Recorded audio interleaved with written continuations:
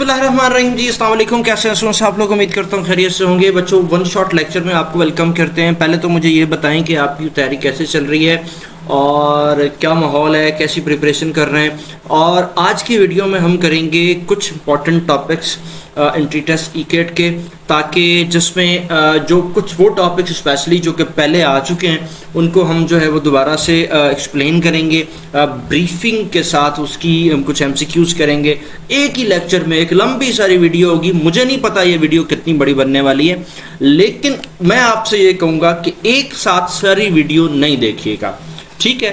एक साथ सारी वीडियो आपने नहीं देखनी। उसका रीज़न ये है कि समझ नहीं आएगा, बेजार हो जाओगे। मैंने बनाई है, आपने नहीं देखनी। आप पहले एक टॉपिक देखें, उसके उस का जो कर लें, उस पर एक्सपीरियंस कर लें, उसको समझ लें। आपको जब समझ में आ जाए तो फिर आप दूसरी आगे बढ़िएगा, दूसरे टॉपिक पे बढ़िएगा, ठीक है? तो ये भी बताइएगा कि कैसी तैयारी चल रही है आपकी, तो ज़रा ये कमेंट में ज़रूर अपना बताइएगा, ठीक है? अच्छा जी, सबसे पहली बात, अब आ जाते हैं पॉइंट पर। पॉइंट ये है कि जी आपके पास यूनिट एंड डायमेंशन हमारा पहला टॉपिक है। सर, यूनिट एंड डायमेंशन में सबसे पहले समझने के लिए क्या करना चाहिए? सबसे पहले समझने के लिए हमें ये करना चाहिए कि हमें 7 फंडामेंटल क्वांटिटीज़ याद करनी पड़ेंगी। तो सर, पहली तो है 1, और ये आ गया 2, ये 3, ये 4, ये हमारे पास 5, ये 6 और ये 7। पहली फंडामेंटल क्वांटिटी आपको पता है कौन सी होती है? लेंथ। दूसरी फंडामेंटल क्वांटिटी मास।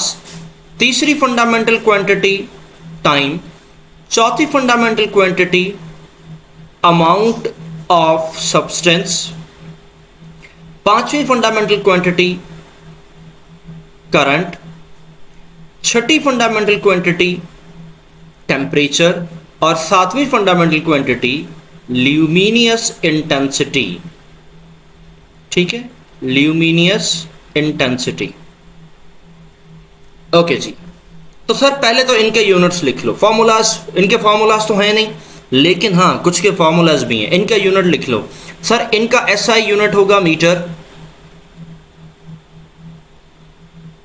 ठीक है जी। इसका एसआई यूनिट होगा किलोग्राम। इसका एसआई यूनिट होगा सेकंड। इसका एसआई यूनिट होगा मोल। अच्छा, सैंबल पूरा नाम ऐसे लिखते हैं, सैंबल में लिखते हैं सिर्फ MOL। करंट का एसआई यूनिट होगा एम्पेयर, ठीक है जी। और इसको कैपिटल ई के साथ लिखते हैं। लेकिन करंट का एक फॉर्मूला भी है जो कि बहुत यूज होता है, I = Q/T। तो ये याद रखिएगा, ठीक है? फिर आ जाते हैं टेम्परेचर पे।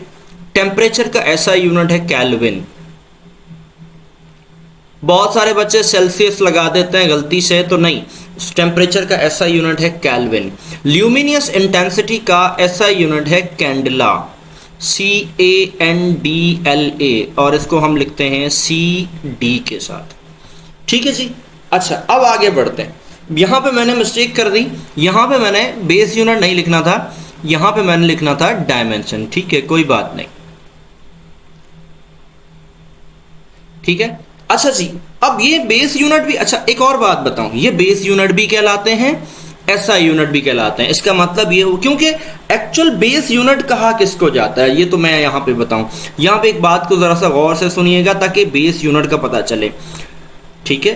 एक्चुअल बेस यूनिट किसे कहा जाता है? Base unit derived from base quantities.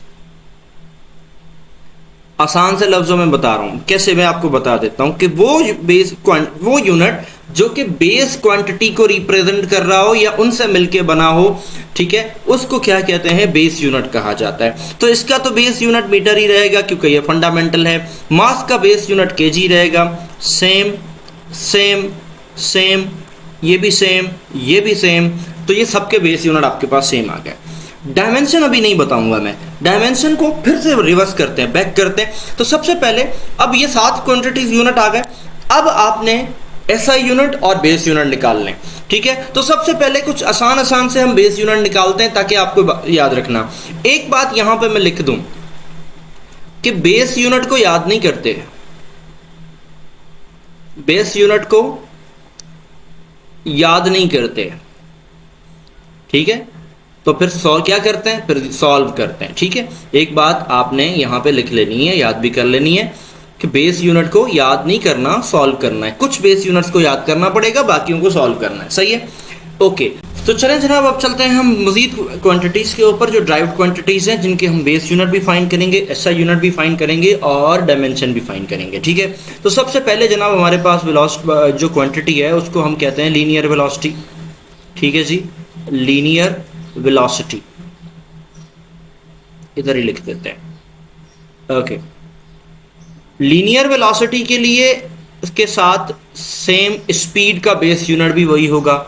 ठीक है, अब आ जाते हैं कि सर लीनियर वेलोसिटी का फॉर्मूला क्या होता है। आपने वेलोसिटी का फॉर्मूला बेटा पढ़ा होगा कि v is equals to displacement upon time, और स्पीड का फॉर्मूला होता है v is equals to distance upon time. ठीक है, यानी कि दोनों साथ क्यों लिखे हैं, क्योंकि दोनों का फॉर्मूला सेम ही रहेगा। अच्छा, फिर एक और फॉर्मूला भी है, v is equals to R omega. ठीक हो गया, और भी कोई फॉर्मूला आ सकता है। तो इसका मतलब ये हुआ कि लीनियर वेलोसिटी के लिए जो यूनिट रहेगा बेटा वो हमेशा मीटर पर सेकंड रहेगा। ठीक है, इसका कोई और यूनिट नहीं है, और इसका बेस यूनिट भी सेम है, तो इसका भी सेम यूनिट होगा, इसका भी सेम यूनिट होगा। ठीक है, तो इसका मतलब ये हुआ कि वेलोसिटी हो, स्पीड हो, यानी लीनियर वेलोसिटी है, तो इसका मतलब ये है कि आपका एक ही यूनिट है, और वो कौन सा है, सेम है। फिर आपके पास आगे चलते हैं तो हमारे पास एक और वैल्यू है, वो क्या कहलाती है जनाब, एक्सेलरेशन। ठीक है, अब एक्सेलरेशन के आपके पास दो तीन फॉर्मूलाज हैं, कौन कौन से जरा देखते हैं। एक एक्सेलरेशन का फॉर्मूला है आपके पास A is equals to change in velocity divided by change in time. ठीक है ना। एक एक्सेलरेशन का फॉर्मूला है, सेंट्रीपिटल एक्सेलरेशन है, वो है v स्क्वायर अपान आर। एक एक्सेलरेशन का फॉर्मूला है v a is equals to R, sorry ये मैंने गलत लिख दिया, मैं इसको करेक्शन कर रहा हूं, a is equals to R alpha. ये एंगुलर एक्सेलरेशन से आया, ये सेंट्रीपिटल एक्सेलरेशन है, नाम में लिख रहा दिख देता हूं कौन सा, सेंट्रीपिटल एक्सेलरेशन, और ये कौन सा है, टेंजेंशियल एक्सेलरेशन। अब ये सारे याद करने की ज़रूरत नहीं है, आपसे सिंपल एक्सेलरेशन का फार्मूला पूछा गया। एक और भी है, उसको भी साथ लिख देते हैं, ग्रेविटेशनल एक्सेलरेशन, ग्रेविटेशनल एक्सेलरेशन।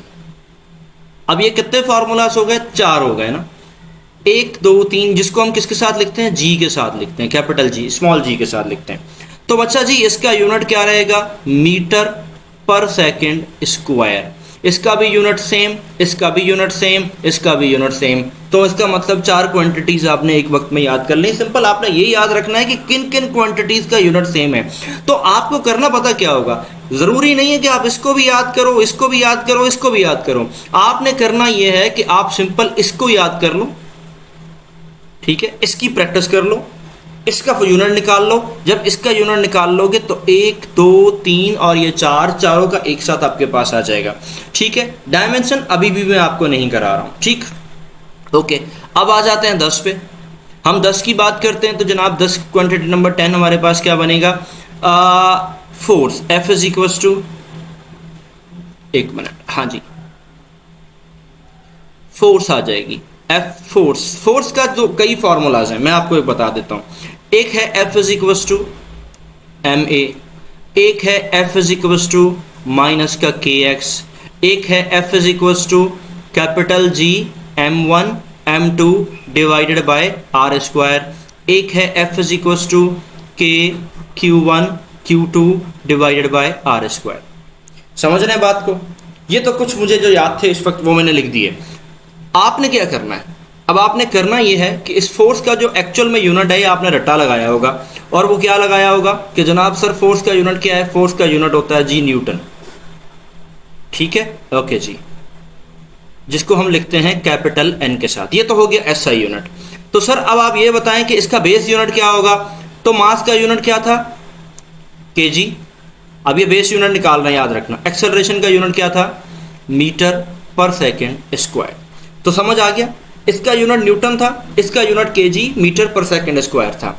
अब फॉर एग्जांपल, अब याद आपने क्या रखना है, याद आपने ये रखना है कि F is equal to M A आ गया तब भी सेम है, के एक्स आ गया तब भी सेम है, G capital G M1 M2 divide by R square आ गया तब भी सेम है, K Q1 Q2 divided by R square आ गया तब भी सेम है। ये न्यूटन ग्रेविटेशन का है, ये कूलम्स लॉ का है, यहाँ लिख देता हूँ ये कहाँ से आया, कूलम्स लॉ से आया, ठीक है। ये न्यूटन्स लॉ था, ठीक है, जिसे ग्रेविटेशन लॉ कहते हैं, और ये हुक्स लॉ है, ठीक है। ये चार अलग अलग लॉ आ गए, ये लॉ ऑफ मोशन है न्यूटन का सेकंड लॉ, ठीक है।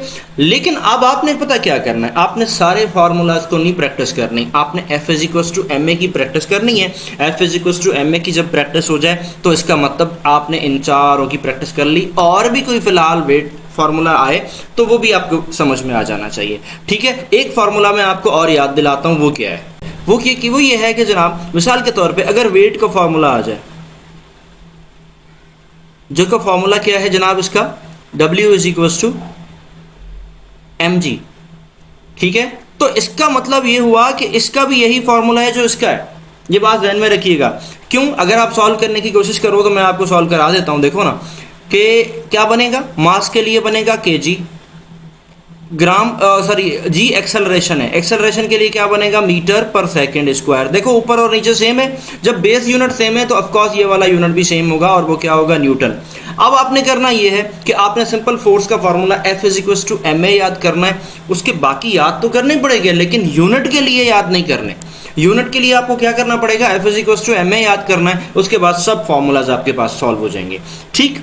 उसके बाद आगे बढ़ते हैं, एक दो मैं और कराऊंगा, उसके बाद फिर साथ में डायमेंशन भी हम करना शुरू कर देंगे, ठीक है। तो एक तो आ गया हमारे पास क्या, वर्क, सही है। अब वर्क का जो फॉर्मूला होता है बेटा वो होता है W is equal to F T, ठीक। अब फॉर एग्जाम्पल हमने इसका यूनिट निकालना है, तो इसका बेटा SI यूनिट तो हो गया क्या, SI यूनिट तो हो जाएगा जूल, यह आपने पढ़ा हुआ है, इसको J के साथ लिखते हैं। अब आपने इसका बेस यूनिट निकालना है, सर फोर्स का बेस यूनिट तो भूल गया, अब कैसे करें, ठीक है। आप तो कह रहे थे याद नहीं करना, नहीं याद करना ना, तो आप एक काम करें कि इधर आप ऐसा लिख दें कि इसको F को कर दें MA और फिर आप कर दें D। अब बेस यूनिट निकालें, बेस यूनिट निकालेंगे तो देखो कैसे निकलेगा, कि इधर मैं लेके जाता हूं इसको, देखो ये बन जाएगा क्या, kg, एक्सेलरेशन का यूनिट होता है मीटर पर सेकंड स्क्वायर, और d का यूनिट होता है मीटर, तो ये बन जाएगा kg metre square per second square, ठीक। ये क्या आ गया इसका बेस यूनिट, और ये क्या आ गया इसका SI यूनिट, सही, दो बातें आ गई। अब सर वर्क के साथ किस किस के यूनिट मिलते हैं, मिलता होगा तो मैं बताता हूं, देखो जी, वर्क के साथ काइनेटिक एनर्जी, काइनेटिक एनर्जी का मतलब 1/2 mv स्क्वायर, ये वाला फॉर्मूला है। वर्क के साथ पोटेंशियल एनर्जी, ठीक है, और वो होता है mgh। एक पोटेंशियल एनर्जी का और भी फॉर्मूला है, वो क्या है, 1/2 kx square. Kinetic energy simple harmonic वाला मोशन, ठीक है, ये याद होगा आपको, अभी अभी आया भी था, कहां पर, क्वेश्चन में भी आया था, वो आपके पास क्या था, 1/2 k x नॉट स्क्वायर और x स्क्वायर, सही है, ओके। एक एनर्जी का फॉर्मूला आइंस्टाइन ने भी दिया था, E is equal to mc square. एक एनर्जी का फॉर्मूला आपके पास प्लैंक्स ने भी दिया था, E is equal to hf। अब आप बोलोगे सर ये क्या कर रहे हो, कैसे याद होंगे, मैं आपको बता रहा हूँ कैसे याद होंगे, बस एक दफ़ा थोड़ा सुन लो ना। ये सारे एनर्जी के फार्मूलाज आ गए। एक एनर्जी का फार्मूला बेटा कैपेसिटर के लिए भी होता है, 1/2 cv स्क्वायर, बस इतने काफ़ी हैं। ये जितने भी एनर्जी के फार्मूलाज हैं ना, ये सारे के सारे, इन सब का यूनिट जूल है। बस आपको लफ्ज एनर्जी सुनना चाहिए, फिर कोई भी हो, इन सब का यूनिट जूल है, और इन सब का बेस यूनिट जो है kg metre square per second square है। बात समझ आ गई, ये सब का यूनिट क्या होगा, kg metre square per second square होगा।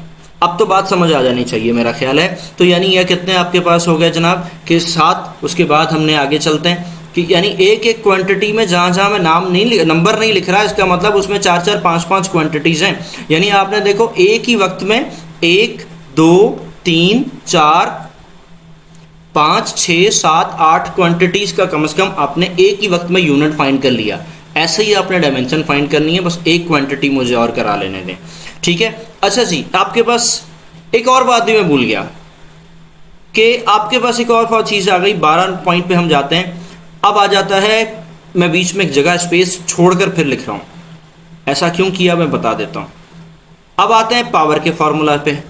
बेटा पावर का फॉर्मूला हमारे पास है वर्क डन अपॉन टाइम। अब वर्क डन का फॉर्मूला सर आपने कहा था याद नहीं करना, तो बिल्कुल मैं अभी भी कह रहा हूँ याद नहीं करना। तो आप एक काम करें कि वर्क डन की जगह क्या लिख दें, F D upon time. Force का याद है तो ठीक है, नहीं याद तो अब भी ऐसा कर सकते हो, M A D upon time. ये जुगाड़ होता है डायमेंशन निकालने के लिए या तो बेस यूनिट निकालने के लिए। ऐसा यूनिट तो आपको याद करना पड़ेगा, और ऐसा यूनिट बेटा क्या होता है, वॉट होता है, ठीक है। और इसको हम डब्ल्यू के साथ लिखते हैं। अच्छा, बेस यूनिट निकालने के लिए या फिर उसके लिए आपको क्या करना पड़ेगा, इधर आ जाते हैं, मैं यहाँ पे एरो दे देता हूँ। मास के लिए आ जाएगा केजी, एक्सेलरेशन के लिए आ जाएगा मीटर पर सेकंड स्क्वायर, डिस्प्लेसमेंट के लिए आ जाएगा मीटर, ये सेकंड है, ठीक है, नीचे आ जाएगा सेकंड। सॉल्व कर लें इसको, ये बन जाएगा केजी, ये बन जाएगा मीटर स्क्वायर, ये सेकंड स्क्वायर ऊपर है 2 माइनस के, ये भी ऊपर जाएगा तो माइनस का हो जाएगा, ये हो जाएगा पर सेकंड क्यूब, ठीक है। ये आपके पास फॉर्मूला आया। अब आपने करना क्या है, अब आपने ये करना है कि वापस जाते हैं कि इधर जो आपने जगह खाली क्यों छोड़ी, ये मैं छोड़ी इसलिए कि आपके पास आ गया टॉर्क। टॉर्क का बेटा फॉर्मूला होता है torque is equal to R cross F. इसमें एक खास बात है, याद रखनी है, ठीक है।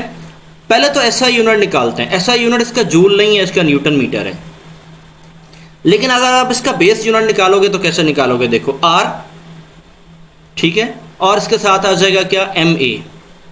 तो ये बेस यूनिट इसका बन जाएगा क्या कि आर के लिए मीटर, मास के लिए केजी, एक्सेलरेशन के लिए मीटर पर सेकंड स्क्वायर, सही है। तो ये यूनिट जो निकलेगा वो हमारे पास निकलेगा KG metre square per second square. ये मैंने इसलिए यहाँ क्यों करवाया, बीच में जगह क्यों छोड़ी, क्योंकि इसका बेस यूनिट, ऊपर ज़रा देखो एक मिनट, इसका बेस यूनिट, वर्क का बेस यूनिट और एनर्जी का बेस यूनिट बराबर है। अब मैं यहाँ पर गलत साइड में लिख देता हूँ ताकि आपको याद रहे, ठीक है। Base unit, unit of work, kinetic energy, ठीक है। काइनेटिक एनर्जी के बाद मैं लिखता हूं एनी एनर्जी, ताकि बहुत सारे नाम लिखने ना पड़े, और is equals to torque, work का, काइनेटिक एनर्जी का, या किसी भी एनर्जी का, या फिर टॉर्क का जो बेस यूनिट है वो है KG metre square per second square. यहां तक बात समझ आ रही है? ओके, अब हम चलते हैं डायमेंशन की तरफ। डायमेंशन भी याद नहीं करनी। डायमेंशन के लिए आपको क्या करना है, मैं आपको वन बाय वन एक एक चीज समझाता हूं, ठीक है। सबसे पहले आपने ये करना है, आपने ऐसा करना है कि पहले 3 क्वांटिटीज की डायमेंशन आपने याद करनी है, जो वरना आपके पेपर में यही आएंगी, इससे हटके नहीं आएंगी। कौन कौन सी 3 क्वांटिटीज, फिर उसके बाद 2 और बताऊंगा। तो पहले तो याद कर लेते हैं कौन कौन सी, ठीक। लेंथ की डायमेंशन क्या होती है, पहले इसको लिख लें। लेंथ की डायमेंशन होती है L, कैपिटल L। ब्रैकेट लगाते हैं, लेकिन यहां लगाने की जरूरत नहीं, मैं नहीं लगा रहा, आप लगा लीजिएगा, ऐसे स्क्वायर ब्रैकेट लगाते हैं। मास की डायमेंशन होती है M, टाइम की डायमेंशन होती है T। आपने 3 ये याद करनी है। अब ये मैं चमत्कारी टोटका बता रहा हूं, याद रखना, ठीक है। आपने 3 ये याद करनी है। उसके बाद 2 आपने और याद करनी है। कौन कौन सी, एक वेलोसिटी की, कहां गई भाई स्पीड और वेलोसिटी, ये रही L T-1। ये कैसे आई मैं बताता हूं। ये क्या है हमारे पास, लेंथ है ना, मीटर क्या है, लेंथ है, तो मीटर की जगह L आ गया, सेकंड की जगह T आ गया, इसके ऊपर -1 था तो लगा दिया। अब तो समझ आ गया होगा ना कि बेस यूनिट क्यों फाइंड करते हैं, सही है।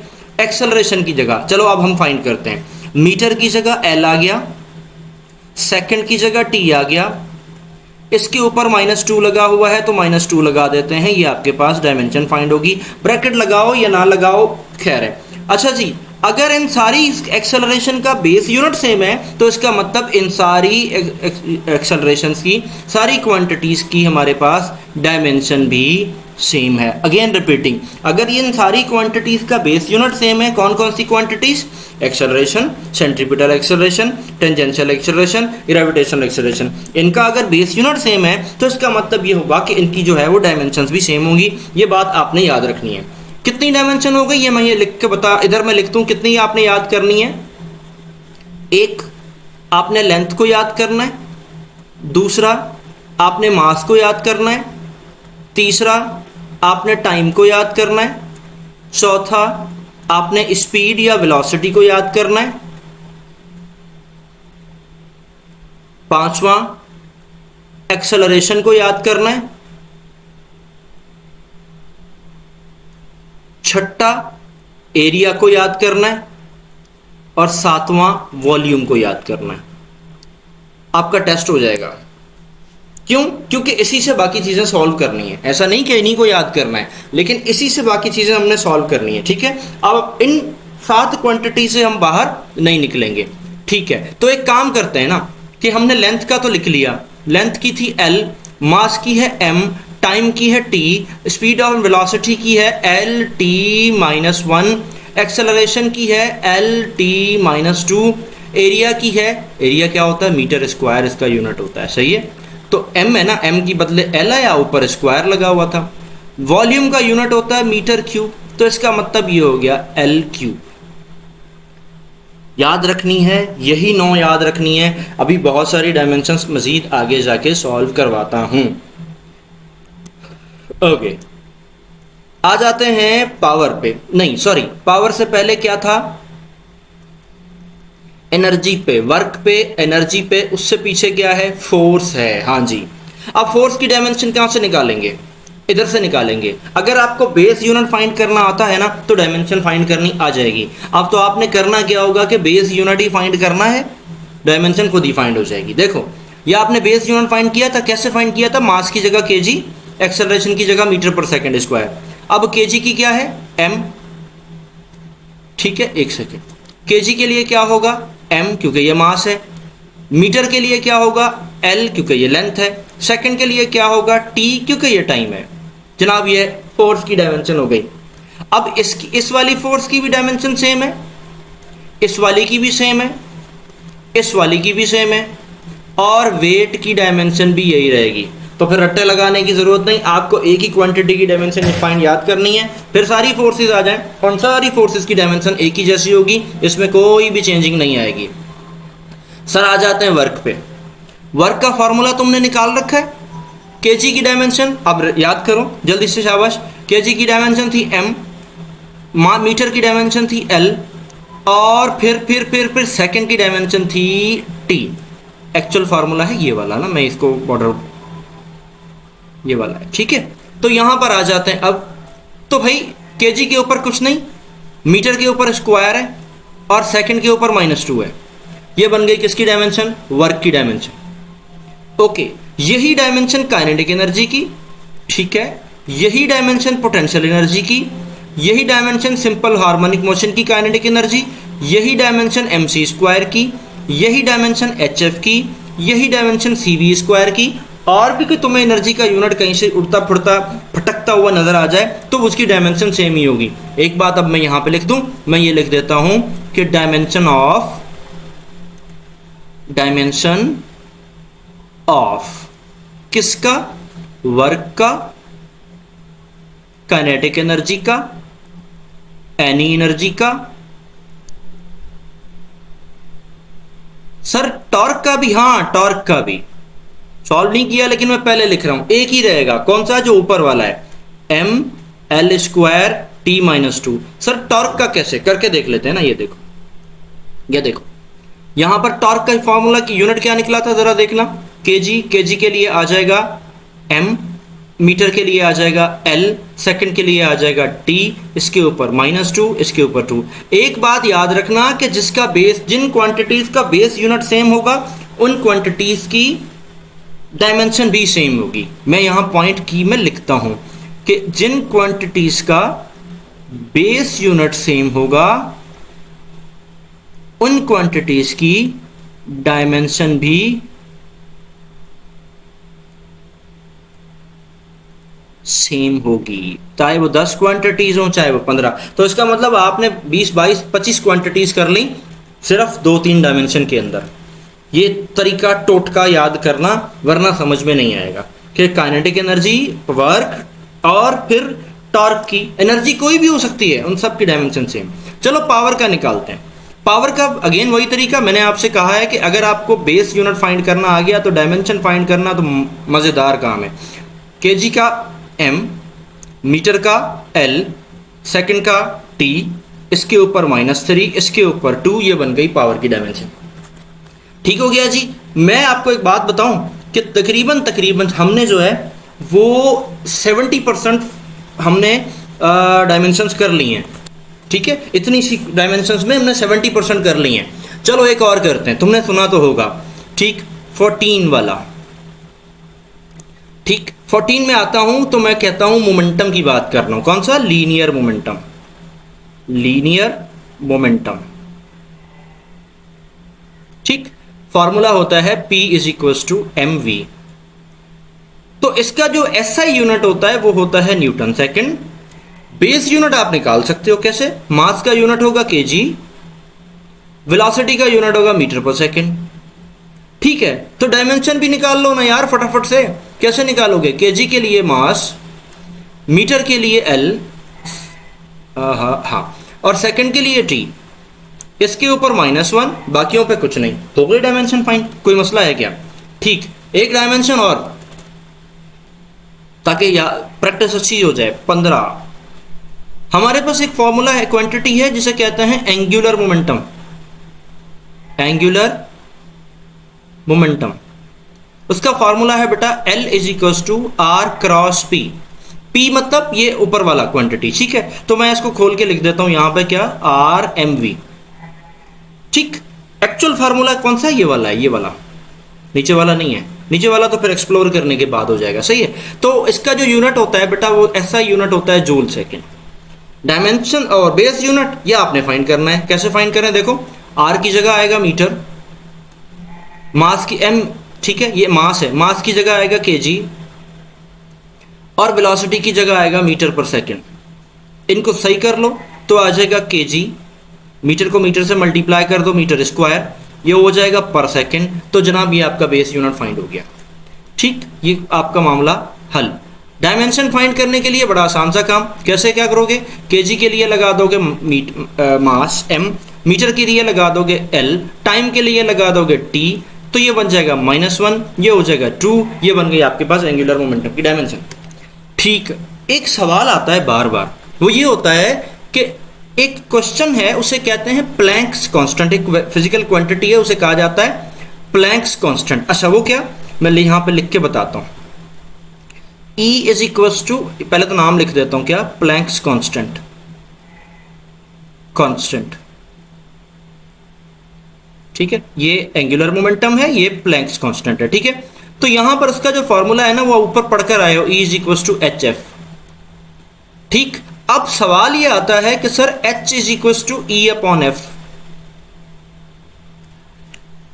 बार बार पूछते हैं कि H जो है ना, जिसे क्या कहते हैं? प्लैंक्स कांस्टेंट कहते हैं, इसकी डायमेंशन किसके बराबर है? कई दफा ये क्वेश्चन आता फिरता रहता है। तो एक बात याद रखना कि प्लैंक्स कांस्टेंट का बेस यूनिट और एंगुलर मोमेंटम का बेस यूनिट सेम होता है, kg metre square per second. Planck's constant का बेस यूनिट और एंगुलर मोमेंटम का बेस यूनिट सेम होता है। तो इसका मतलब ये हुआ कि प्लैंक्स कांस्टेंट की डायमेंशन और एंगुलर मोमेंटम की डायमेंशन सेम होती है। तो एक काम करते हैं, यहां एक पॉइंट लिख ले लेते हैं कि base unit and dimension of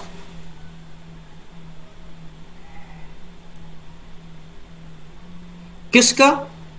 Planck's constant का, Planck's constant and angular momentum is same. इसका मतलब ये हुआ कि मैं यहां लिख देता हूं E is equals to H F और P is sorry L is equals to R P. इन दोनों का बेस यूनिट और डायमेंशन जो है वो सेम होती है। यहां तक बातें क्लियर हुई? यहां तक सवाल समझ में आया? अब आगे बढ़ते हैं।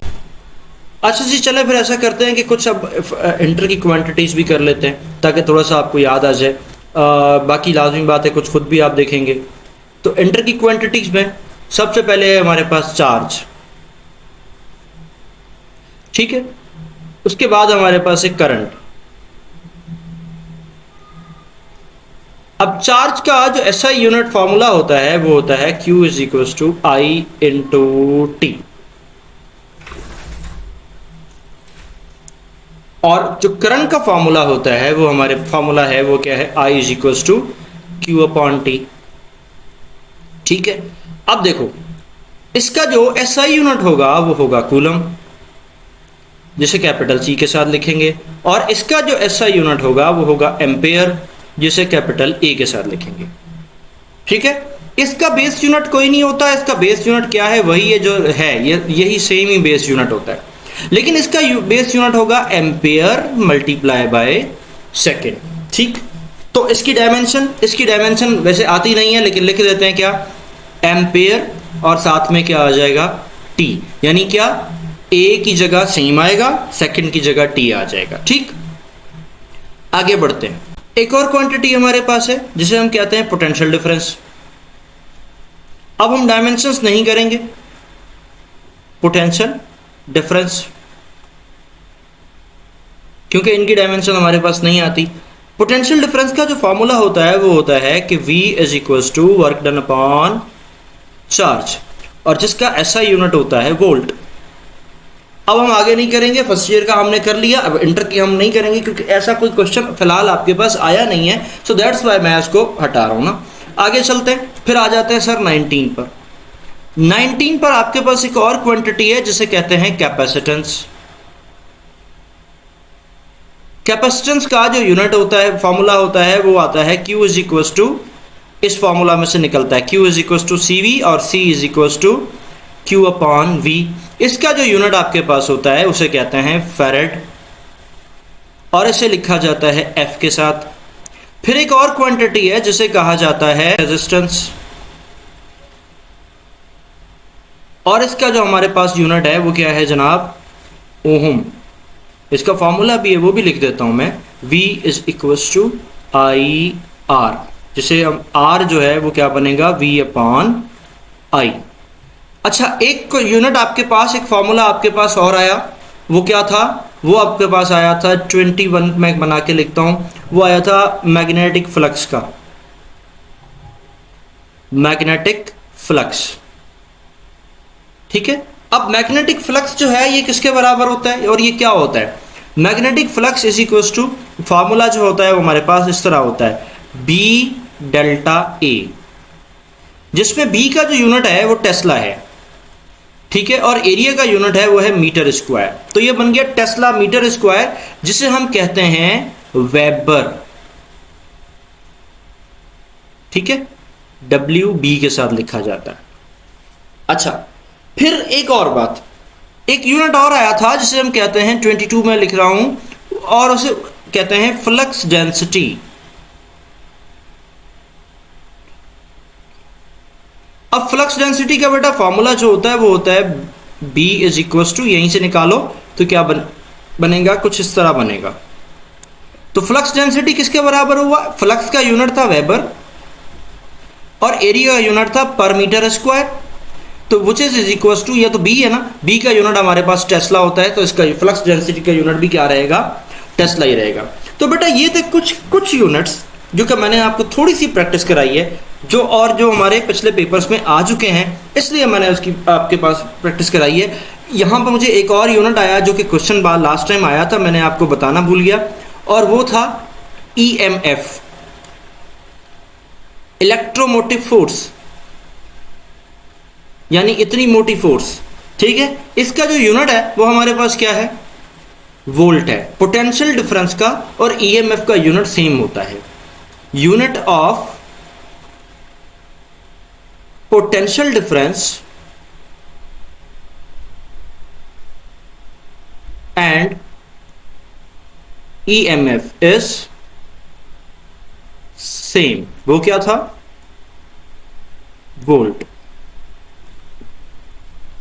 ठीक है जी सर, ये तो थे हमारे पास यूनिट एंड डायमेंशन की कुछ बातें। बीच में मैंने कुछ चीज़ों की डायमेंशन नहीं कराई जो हमारे पास फिलहाल नहीं आ रही हैं, इसलिए मैं उस पर ज़्यादा जोर नहीं डाला, क्योंकि लाजमी बात है जितना मैं बढ़ाऊंगा आप, मुझे तो पढ़ाना है, आपका टाइम बढ़ता जाएगा, आपके लिए प्रॉब्लम क्रिएट होती रहेगी।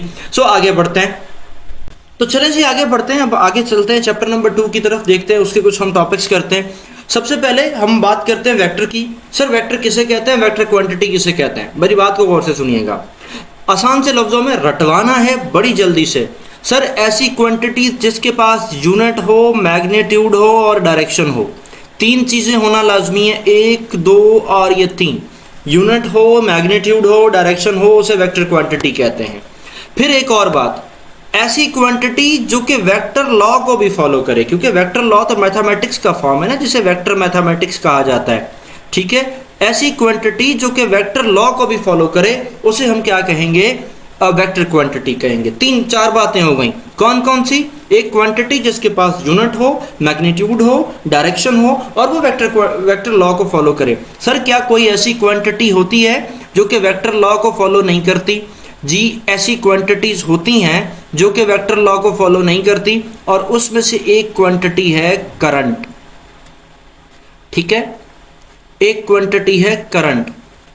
करंट डायरेक्शन तो रखता है, इसका यूनिट भी है, इसका मैग्नीट्यूड भी होता है, लेकिन ये वेक्टर लॉ को फॉलो नहीं करता, इसलिए करंट वेक्टर क्वांटिटी नहीं है, ये टेंसर या स्केलर क्वांटिटी कहलाती है।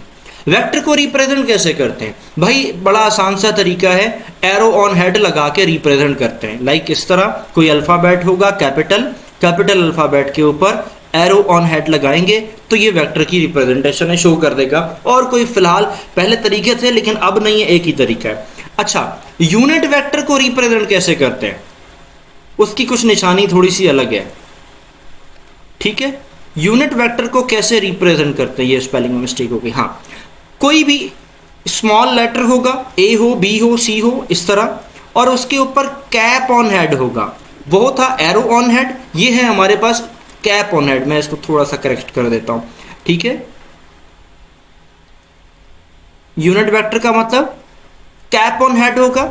ठीक है, कैप ऑन हेड, और उसके लिए क्या होगा, एरो ऑन हेड होगा। तो जनाब ये थी वेक्टर की क्वांटिटी, बस इसकी डेफिनेशन, और इसी में से क्वेश्चन बना तो इसी में से बनेगा, इससे आगे नहीं बनेगा। इक्वल वेक्टर क्या होता है? सर दो वेक्टर जिनका मैग्नीट्यूड भी इक्वल हो और सेम डायरेक्शन में हो। बना के दिखा दूं ताकि आसान याद रहे। देखो ये दो वेक्टर है, एक ए, ये दूसरा वेक्टर है बी। ठीक है, ड्राइंग एरर छोड़कर मान लो, चलो मैं सही कर देता हूं, फिर तुम बोलोगे नहीं सर आप धांधली कर रहे हो। ड्राइंग एरर छोड़कर मान लो कि ये दोनों वेक्टर सेम डायरेक्शन में जा रहे हैं, एक्स कॉस, इसे मैंने ए कहा था और इसे मैंने बी कहा था।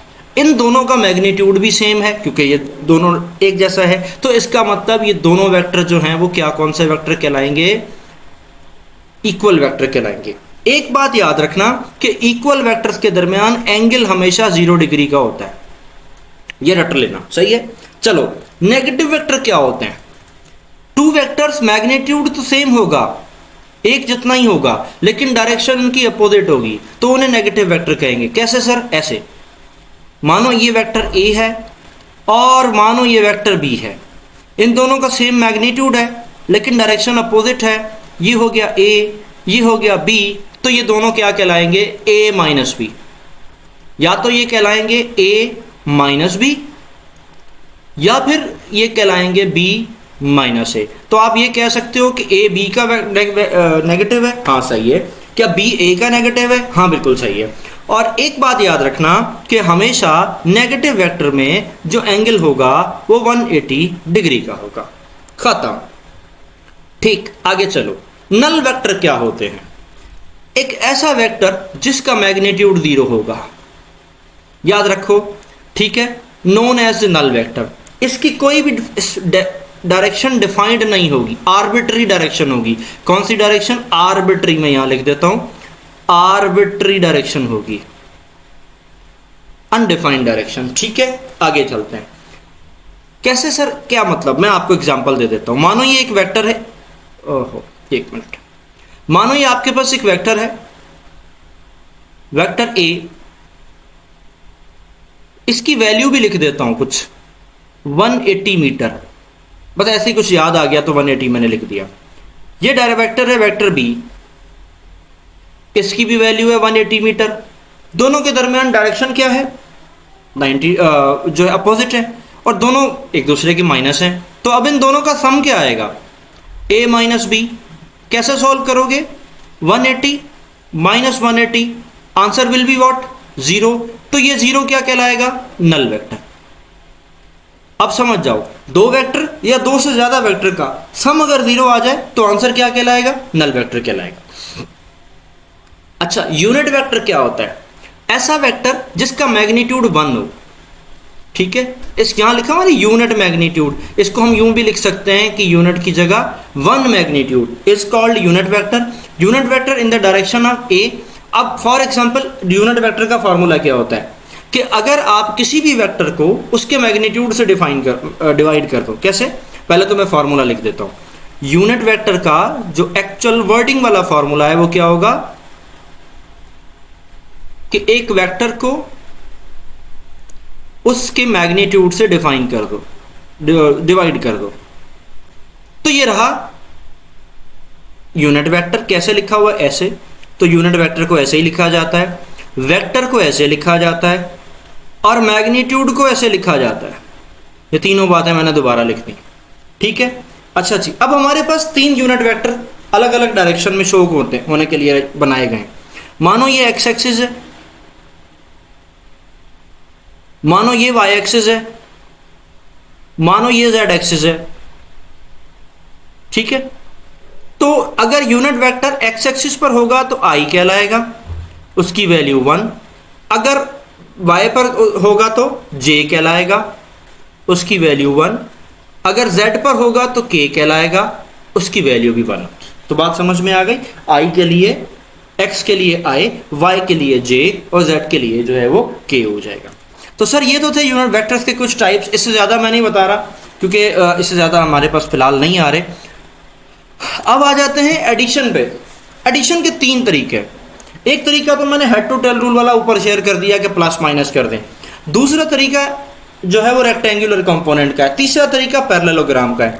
तो हम इसमें पैरेललोग्राम मेथड करेंगे। कौन सा मेथड? Parallelogram method.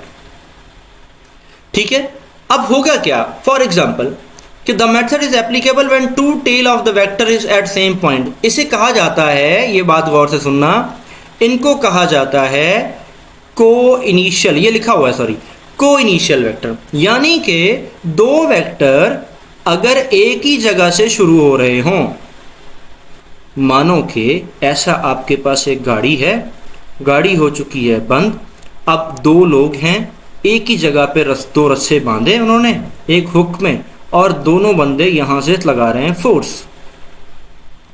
अब ये फोर्स जो लगा रहे हैं ये क्या कहला रहा है? अब इधर बनेगा ये F1 है, मानो ये फोर्स दूसरा बंदा लगा रहा है, इन दोनों के दरमियान कोई एंगल है थीटा। तो अभी जो पैरेलल मेथड यूज होगा ना, वो कौन सा मेथड यूज होगा? पैरेललोग्राम मेथड यूज होगा। तो ठीक है जी, पैरेललोग्राम मेथड का जो फॉर्मूला क्या होता है आपके पास? a² + b² + 2ab + 2ab cos theta. अब कैसे होता है ये भी बता दो। सब्ट्रैक्शन के लिए माइनस और एडिशन के लिए प्लस। फॉर एग्जांपल मानो आपके पास 2 वेक्टर हैं, यही फोर्स की बात कर देता हूं। हमारे पास 2 वेक्टर हैं, एक है 8, ठीक है, और दूसरा है 6, ठीक है। तो अब देखते हैं कि आपके पास क्या बनता है। तो ऐसा कुछ बना लेते हैं कि एंगल इन दोनों के दरमियान है 60 डिग्री का। तो अब आपके पास हम सॉल्व कैसे करेंगे कि यहाँ पे वैल्यू रखेंगे कैसे? ए की वैल्यू आ जाएगी किसकी, 6 है तो 6 का स्क्वायर, बी की वैल्यू आ जाएगी 8 का स्क्वायर, प्लस लगाएंगे 2, ए की जगह 6, बी की जगह 8, कॉस लगाएंगे 60 डिग्री। कैलकुलेटर से सॉल्व कर लीजिएगा, वैसे तो वैसे भी हो जाएगा। कैसे, ये है 36, ये है 64, ठीक है, 8 6 था पता नहीं कितने 54 एंड मल्टीप्लाई बाय 2, जो भी आंसर आएगा फिर आगे सॉल्व कर लीजिएगा। ठीक, तो जनाब ये आ गया आपके पास पैरेललोग्राम का मेथड का फॉर्मूला। आगे बढ़ते हैं। स्केलर प्रोडक्ट क्या होती है और वेक्टर प्रोडक्ट क्या होती है। तो पहले तो आ जाते हैं स्केलर प्रोडक्ट पे, फिर आ जाते हैं वेक्टर प्रोडक्ट पे। स्केलर प्रोडक्ट होती है सर कि दो वेक्टर का अगर प्रोडक्ट जो है वो अगर स्केलर आ जाए, उसे स्केलर प्रोडक्ट भी कहते हैं, उसे डॉट प्रोडक्ट भी कहते हैं। ठीक है बेटा, उसे डॉट प्रोडक्ट भी कहते हैं। ठीक, क्योंकि इस डॉट की जगह हम लगाते हैं क्या, cos थीटा लगाते हैं। If A dot B means the product of vector A parallel component to the vector B. कभी भी दो वेक्टर्स को पैरेलली प्रोडक्ट करते हैं, यहां पे मैं लिख देता हूं क्या, कभी भी दो वेक्टर का पैरेलली प्रोडक्ट करेंगे तो क्या होगा, वो क्या कहलाएगा, स्केलर प्रोडक्ट कहलाएगा। और उसका जो फॉर्मूला होगा वो होगा A dot B is equal to A B cos theta. अब इसकी कुछ कंडीशन है जो कि हमने पढ़नी है। कौन कौन सी, जरा देखो। मानो कि दो वेक्टर एक दूसरे के परपेंडिकुलर हैं ऐसे, तो एंगल क्या होगा 90 डिग्री। तो cos 90 की वैल्यू होती है 0। अब यहां पर आ गया if A and B are perpendicular to each other, तो एंगल बिटवीन 0 हो जाएगा। तो फिर उसकी स्केलर प्रोडक्ट क्या होगी, यहां लिख देता हूं, स्केलर प्रोडक्ट क्या होगी, 0 होगी। प्रोडक्ट मिनिमम भी कहलाती है और 0 भी कहा जाता है। ठीक, अच्छा मानो कि दो वेक्टर एक ही डायरेक्शन में हैं ऐसे, अभी ऊपर बता कर आया हूं कि थीटा क्या होता है, दो एक डायरेक्शन में होते हैं तो 0 डिग्री होते हैं। तो आप क्या करोगे, यहां लगाओगे cos 0 लगाओगे तो cos 0 की वैल्यू होती है 1। ठीक है, cos 0 की वैल्यू यहां मैं लिख देता हूं क्या होती है 1। तो क्या बनेगा, ए बी को मल्टीप्लाई करेंगे 1 से तो आंसर क्या आएगा हमारे पास, ए बी आएगा। अब यहां क्या लिखा है, if A and B are the parallel to each other, angle between them is 0 और scalar product will be maximum. Scalar product will maximum. ठीक, चलो मानो दो वेक्टर एक दूसरे की अपोजिट डायरेक्शन में है ऐसे और ऐसे, इन दोनों के दरमियान एंगल जो होता है वो होता है 180 डिग्री का, ये मैं बता के आया हूं ऊपर। ठीक है, तो अब एंगल की जगह लगाते हैं 180, ए बी cos 180। cos 180 की वैल्यू होती है बेटा माइनस का 1, तो माइनस 1 को आप ए बी के साथ मल्टीप्लाई करोगे तो आंसर क्या आएगा, माइनस का A B. If A and B are anti parallel, anti parallel को हम क्या कहते हैं, ऑपोजिट भी कहते हैं। ठीक है, to each other, angle between is 180, scalar product will be, scalar product will negative. सही हो गया, चलो आगे बढ़ते हैं।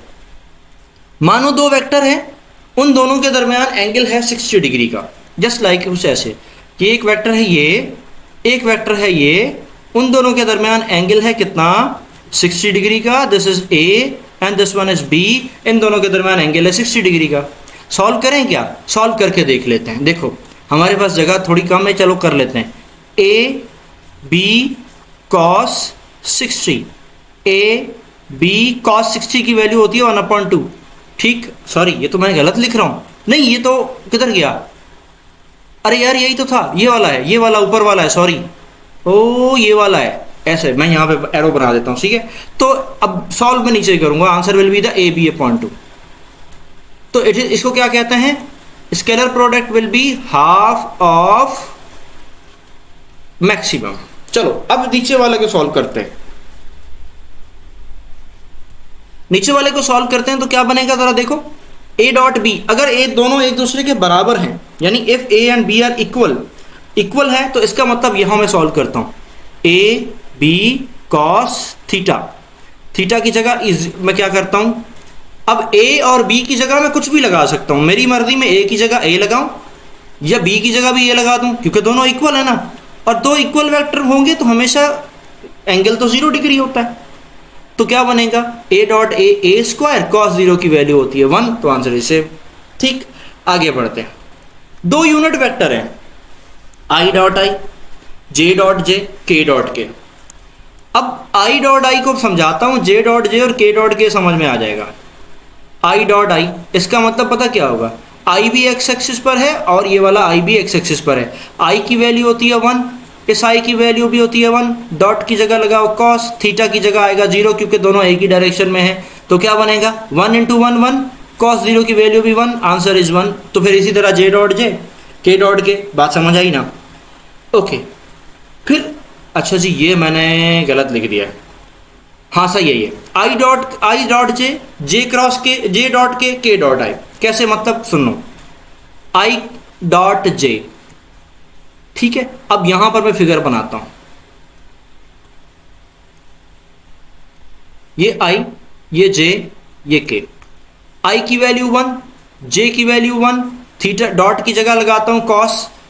अब 90 डिग्री, क्योंकि आई और जे के दरमियान एंगल कितना है, 90 डिग्री। कॉस 90 की वैल्यू होती है 0, आंसर इज 0। तो फिर आई डॉट आई जे 0, जे के 0, के आई 0, जे आई 0, के जे भी 0, आई के भी 0, सारे 0। ए सेम सेम वाले 1 और अपोजिट अपोजिट वाले सब 0। ठीक, इतनी सी ब्रीफिंग थी डॉट प्रोडक्ट की। इससे ज़्यादा फिलहाल हम नहीं कर सकते क्योंकि हमारे पास अभी इतना टाइम नहीं है। डॉट क्रॉस प्रोडक्ट पे आ जाओ जी। क्रॉस प्रोडक्ट क्या होती है, दो वेक्टर है, ठीक है, और उन दोनों का रिजल्ट भी अगर वेक्टर ही आ जाए तो उसे हम क्या कहते हैं, क्रॉस प्रोडक्ट कहते हैं। ये देखो, product of the two vectors is vector. A cross me mean, अब उस प्रोडक्ट में हम कर रहे थे पैरेलल प्रोडक्ट, और इस वेक्टर में हम कर रहे हैं परपेंडिकुलर प्रोडक्ट। तो परपेंडिकुलर प्रोडक्ट के लिए हमेशा क्रॉस साइन थीटा लगता है। कैसे, A cross B is equals to इसको हटाता हूं, बी और साथ में आएगा साइन थीटा। और ये है यूनिट वेक्टर, ये बता रहा है कि भाई रिजल्ट भी वेक्टर ही आना है। सही है ना, रिजल्ट भी क्या आना है, वेक्टर ही आना है। ठीक, तो चलें फिर आगे बढ़ते हैं। आगे बढ़ते हैं तो इधर आ जाते हैं वही वाले सेम तरीके। मानो दो वेक्टर सेम डायरेक्शन में है तो क्या होगा, फिर एक ही डायरेक्शन में है तो क्या होगा। देखो, दो वेक्टर सेम डायरेक्शन में है तो इस तरह, ऑपोजिट डायरेक्शन में है तो फिर इस तरह। सेम डायरेक्शन में एंगल होगा 0 डिग्री का, ऑपोजिट डायरेक्शन में एंगल होगा 180 डिग्री का। अब यहां पे है साइन 0 की वैल्यू भी 0 ही होती है और साइन 180 की वैल्यू भी 0 ही होती है। इसका मतलब क्रॉस प्रोडक्ट भी 0 ही होगी, है ना, क्योंकि sine A dot A cross भी 0 ही होगा। तो इसका मतलब हमारे पास जो है वो क्या आ जाएगी, क्रॉस प्रोडक्ट भी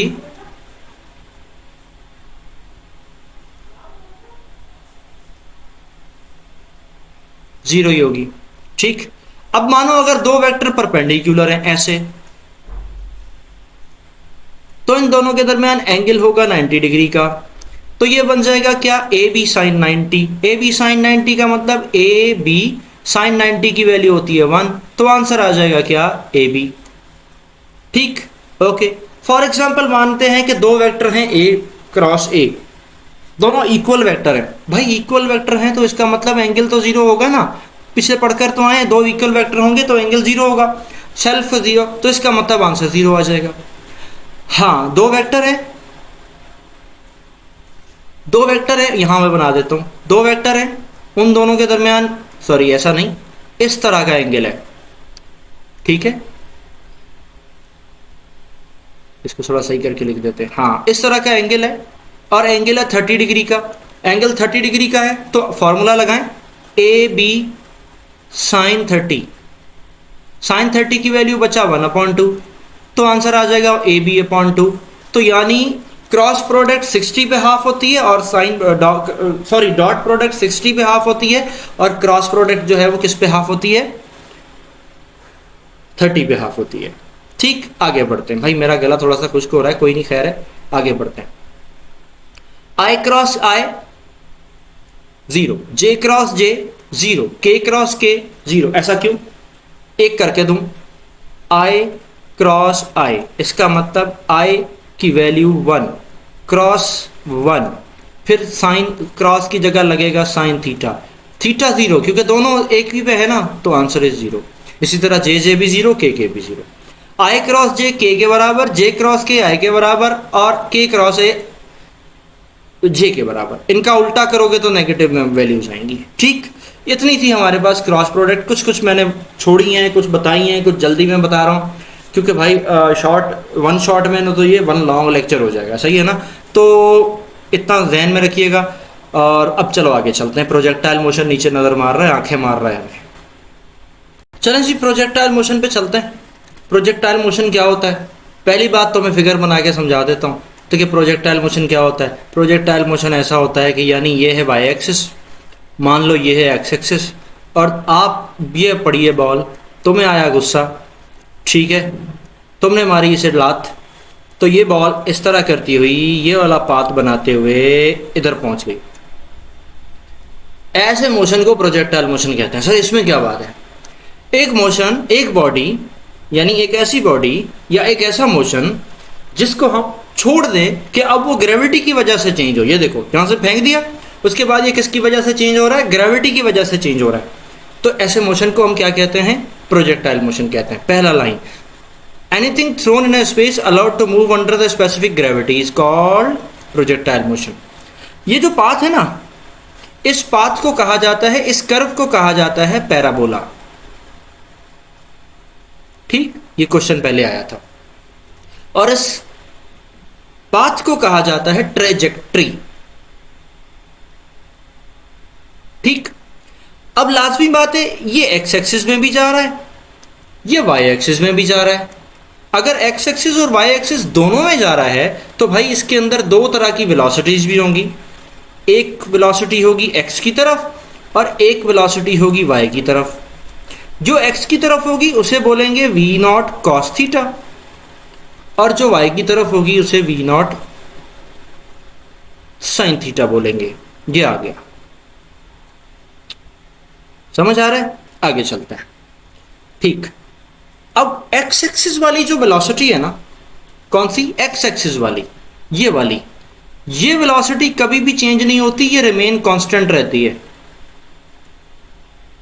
रिमेन कांस्टेंट रहती है। क्यों, कहा, किस पे, तो हम बातें नहीं कर रहे अब, बस याद समझ लो, कांस्टेंट रहती है। अब वो वाले डिटेल में बहस में नहीं है कि क्यों रहती है, तो मैं नहीं बता रहा, ठीक है। कांस्टेंट रहती है भाई। जब वेलोसिटी कांस्टेंट रहती है तो फिजिक्स वालों एक्सेलरेशन जीरो होती है। समझ आ गई? ये मैं कौन सी बात कर रहा हूँ? वी नॉट कॉस थीटा, यानी हॉरिजॉन्टल कंपोनेंट की। ओके, तो फिर इधर आ जाओ। There is no acceleration in the horizontal direction because velocity remain constant. Okay, आगे चलते हैं। ये जो वी नॉट साइन थीटा है ना, ये ऊपर जाते जाते स्लो होती है और इधर आके जीरो हो जाती है। यहां पर वी वाई यानी वर्टिकल वेलोसिटी जीरो हो जाती है, फिर नीचे आते आते फिर बढ़ना शुरू हो जाती है। नीचे की तरफ आएगी तो इंक्रीज, ऊपर की तरफ जाएगी तो डिक्रीज। हम एक फिगर और बना लेते हैं क्योंकि उस फिगर में हमने कचरा बहुत डाल दिया। आगे बढ़ते हैं, अगेन सेम फिगर बनाते हैं ताकि पता लगे कि जनाब वही चीजें हैं लेकिन हमने दोबारा लिखनी है। ठीक है, चलो आगे बढ़ते हैं। ठीक, vertical velocity at maximum point है जीरो। हाँ बिल्कुल, यहां पहुंच के जीरो हो जाती है। Only the horizontal component. अच्छा, इस जगह पर अब दो वेलोसिटीज यहां से थी ना, तो इस यहां पहुंचते हुए अब बॉडी के पास कौन सी वेलोसिटी बची? हॉरिजॉन्टल बची। वेलोसिटी तो वर्टिकल तो बची नहीं, क्योंकि यहां वी वाई तो जीरो हो गया, लेकिन वी एक्स जीरो नहीं होगा। ठीक है, इसलिए इस जगह पर जो टोटल वेलोसिटी होगी वो कितनी होगी? वी नॉट कॉस थीटा होगी, क्योंकि वो तो हमारे पास है ना अभी। तो अगर कोई आपसे ये पूछे कि वर्टिकल वेलोसिटी पर यानी मैक्सिमम हाइट पर टोटल वेलोसिटी कितनी है, तो वी नॉट कॉस थीटा है। टोटल वेलोसिटी कितनी होगी? ठीक है, मैं यहां पे पॉइंट अलग से बना के लिखता हूं कि मैक्सिमम हाइट पर वी वाई जीरो होगा, v x v naught cos theta होगा, और टोटल वेलोसिटी, अब इन दोनों का सम क्या आएगा, ये तो जीरो है, तो टोटल वेलोसिटी भी क्या रहेगी, वी नॉट कॉस थीटा रहेगी। अब एक क्या खास बात है समझ में आई कि प्रोजेक्टाइल मोशन में पाथ पैराबोला, कर्व पैराबोला होगा, पाथ ट्रेजेक्ट्री होगा, वर्टिकल वेलोसिटी चेंज होती है और हॉरिजॉन्टल वेलोसिटी चेंज नहीं होती। अच्छा जी, वर्टिकल साइड में वेलोसिटी तो चेंज हो रही है ना, तो यहां पर जो एक्सेलरेशन होगी ना वो सिर्फ जी रहेगी। तो पूरे प्रोजेक्टाइल में, यहां पे मैं लिख देता हूं पूरा प्रोजेक्टाइल, ठीक है, पूरे प्रोजेक्टाइल में जो एक्सेलरेशन होगी ना वो सिर्फ ग्रेविटी वाली एक्सेलरेशन होगी, जिसे क्या कहेंगे, जी, यानी 9.8 मीटर पर सेकंड स्क्वायर। एक बात और याद रखना, वेलोसिटी और एक्सेलरेशन के दरमियान एंगल राइट एंगल होगा, यानी theta is equal to 90 degree होगा। कब? इस हाईएस्ट पॉइंट पे। जब एक बॉडी हाईएस्ट पॉइंट पे पहुंचेगी तो फिर क्या होगा कि एक्सेलरेशन की डायरेक्शन नीचे की तरफ आ जाएगी और वेलोसिटी की डायरेक्शन इस तरफ हो जाएगी, ठीक है, इसलिए ये दोनों राइट एंगल ट्राइंगल पे आ जाएंगे। ओके, आगे चलते हैं।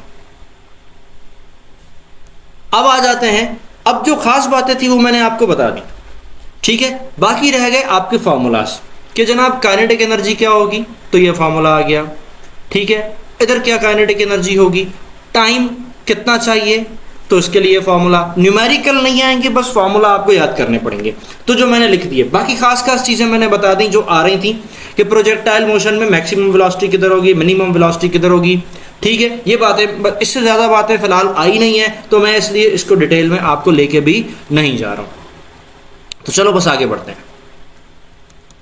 हाँ जी, हाँ, कुछ बातें यहां पे रखनी पड़ेंगी कि भाई ऐसे दो एंगल बताओ, ऐसे दो एंगल बताओ जिस पर रेंज सेम आ जाए, 30 और 60।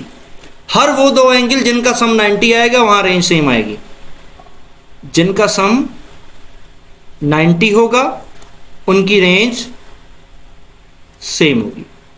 कौन से? 30, 60, इन दोनों का सम 90 है तो रेंज सेम होगी। 50, 40, इन दोनों का सम 90 है तो रेंज दोनों पे सेम आएगी।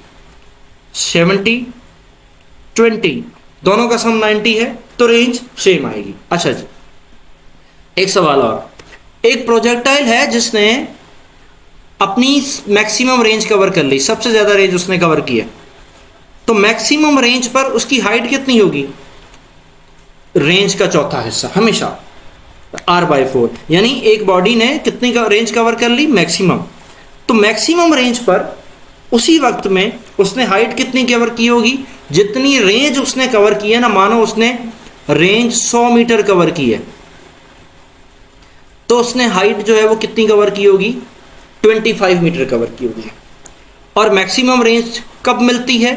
ठीक है, 45 डिग्री पे मिलती है आपको, ठीक है। मैक्सिमम रेंज कहाँ मिलती है? 45 डिग्री पे मिलती है।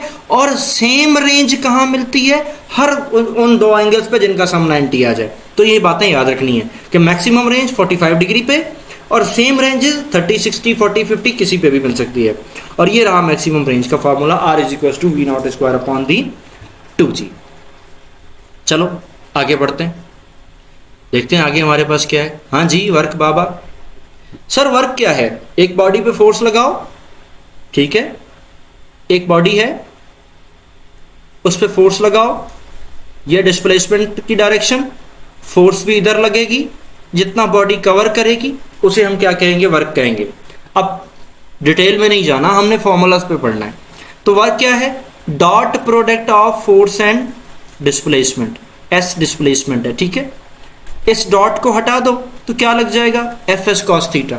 तो ये क्या बन जाएगा? Force is equal to work is equal to FS cos theta, ठीक। अभी ऊपर पढ़कर आए A dot B is equal to AB cos theta, तो ये डॉट प्रोडक्ट ही है, ठीक है। अब यहां पे लाते हैं कि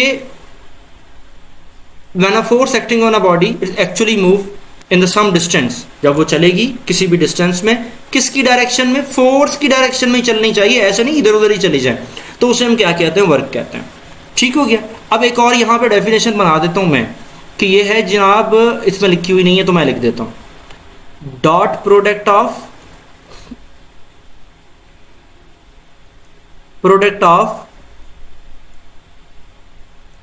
force and displacement is called what, work. तो चलो आगे बढ़ते हैं। चले भाई आगे, आगे क्या है, आगे सर हमारे पास है कुछ वही सेम, थीटा जीरो होगा तो क्या होगा, थीटा जीरो होगा तो ये होगा कि फोर्स और डिस्प्लेसमेंट एक दूसरे के पैरेलल होंगे, सेम डायरेक्शन में होंगे, ये भी बता दूं ना।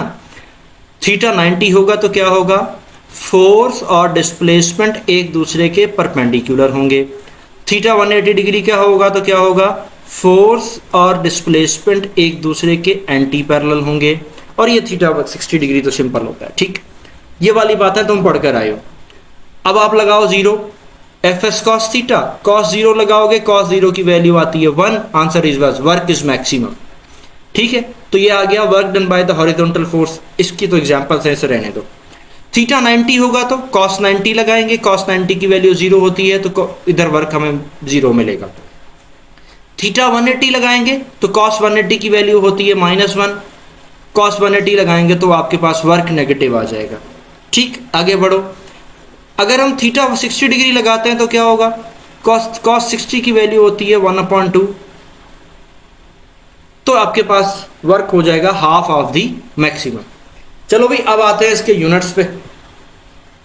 ठीक, कुछ खास बातें पहले तो समझ जाएं कि जब बॉडी इक्विलिब्रियम में है, ठीक है, जब बॉडी इक्विलिब्रियम में, अब इक्विलिब्रियम दो तरह की होती है, एक स्टैटिक और डायनामिक।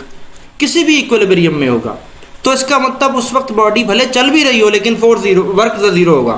क्यों, क्योंकि इक्विलिब्रियम में फोर्स जीरो होती है। याद रखना, एक बॉडी है इक्विलिब्रियम में है, वो डायनामिक इक्विलिब्रियम में है, तो इसका मतलब मोशन भी कर रही है, वो चल रही है, भले वो चल रही है, आपको लग रहा होगा ये वर्क कर रही है लेकिन वो वर्क नहीं कर रही क्योंकि उसके ऊपर कोई फोर्स नहीं लगती। आगे चलते हैं। अगर डिस्प्लेसमेंट और बॉडी दोनों एक दूसरे के परपेंडिकुलर हो जाए, अगर डिस्प्लेसमेंट एक किसके, फोर्स के परपेंडिकुलर हो जाए, इस तरह मानो ये है डिस्प्लेसमेंट, फोर्स इसके परपेंडिकुलर हो जाए, तो दोनों के दरमियान एंगल होगा 90 डिग्री का, तो इस वक्त वर्क भी नहीं होगा। अच्छा, वर्क स्केलर क्वांटिटी है, हाँ ये तो पता है, आपको भी पता होना चाहिए। क्या, ए डॉट बी है ना, डॉट प्रोडक्ट है ना, डॉट प्रोडक्ट तो स्केलर ही होती है। वर्क का ऐसा यूनिट होता है न्यूटन मीटर यानी जूल। कैसे, यहाँ निकालते हैं, W is equal to F D, ये मैंने ऊपर निकाला भी है फिर भी देख लेते हैं, ये न्यूटन ये मीटर, इसे हम क्या कहते हैं, जूल कहते हैं। वर्क का बेस यूनिट अर्ग होता है, ये मैं ऊपर बता के आया। CGS यूनिट है, पढ़ लो, अर्ग होता है, लेकिन याद बल्कि खैर आया तो नहीं था लेकिन फिर भी देख लेना। Base unit kg metre square per second square. जिसको बेस यूनिट पता है उसे डायमेंशन भी पता होगी। मास kg के लिए मास, मीटर के लिए लेंथ, सेकंड के लिए टाइम, इधर -2 इधर +2, ये आपके पास आ गया। Work is independent of path, work रास्ते पे डिपेंड नहीं करता, रास्ता कितना भी कठिन हो। लेकिन देखो मैं आपको एक बात बताऊं, आप लोग एंट्री टेस्ट वाले हो, मेरी बात तो सुन ही रहे होगे। ये बॉडी है, यहाँ से निकली, ये बड़ा रास्ता कवर किया, पसीने आ रहे हैं, इसको बड़ी मेहनत करता हुआ जा रहा है। आज जैसे आप लोग कह रहे हो मैं बड़ी मेहनत करता हूँ तैयारी के लिए, घूमते फिरते ख्वार होते हुए इधर पहुँच गए वापस। तो आपने यहाँ पर 500 मीटर लिखो, चलो पैदल चल रहे हैं, मीटर का फासला कवर किया इतनी गर्मी में, है ना। तो सर आपने कोई वर्क नहीं किया क्योंकि ये तो रास्ता था, डिस्प्लेसमेंट तो जीरो हुआ ना। यहां से जाके इधर पहुंचते कोई डिस्प्लेसमेंट होता तो फिर कहते कि आपने वर्क किया है। तो ये बात समझ जाना, ठीक है। आगे चलते हैं।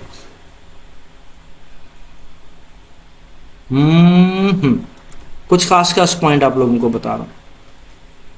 Work done by the stretch spring, ये फॉर्मूला पहले भी आया हुआ है कि स्ट्रेच स्प्रिंग का वर्क डन का फॉर्मूला 1/2 kx स्क्वायर होता है। k क्या है, स्प्रिंग कांस्टेंट है,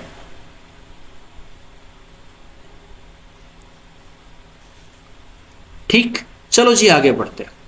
तो सर जी ये तो थी वर्क की बातें, वर्क की कहानियां। वर्क का यूनिट जो है वो काइनेटिक एनर्जी, पोटेंशियल एनर्जी सबके बराबर होता है, ये मैं आपको बता चुका हूं। हमें अब आगे बढ़ना है। आगे बढ़ने के लिए सर क्या होगा, पावर। थोड़ा सा यूनिट है हमारे पास पावर का। पावर क्या है, पावर इसका मतलब power is equal to work done upon time. ये इसका दूसरा मतलब सिंपल फॉर्मूला आ गया, यानी एक सेकंड में जितना वर्क डन होगा उसे हम क्या कहेंगे, सर पावर कहेंगे। ठीक है। अच्छा, पावर का ना एक बहुत बड़ा क्वेश्चन आता रहा बार बार, कई बार ये क्वेश्चन आया कि वेक्टोरल फॉर्म ऑफ पावर। तो आज मैं कर देता हूं ना, वेक्टोरल फॉर्म क्या होती है। Power is equal to work done upon time. Work तो है स्केलर, लेकिन ये वर्क दो वेक्टर से बनकर आया है। कौन कौन से, वर्क बराबर होता है एफ डॉट डी के डिवाइडेड बाय टी। सही है, डी अपॉन टी वेलोसिटी के बराबर होता है। तो ये तो था एफ, ये भी वेक्टर है, डॉट लगाओ, डी अपॉन टी ये क्या कहलाएगा, वेलोसिटी। तो ये बन गया पावर का वेक्टोरल फॉर्म। ठीक है, अब डॉट को हटाएंगे तो ये बन जाएगा क्या, power is equal to F V cos theta. तो इस तरह कुछ आ सकता है। ठीक, अच्छा जी, पावर का यूनिट हम ऊपर पढ़कर भी आए कि पावर का यूनिट क्या होता है। पावर का यूनिट होता है वॉट, ये रहा।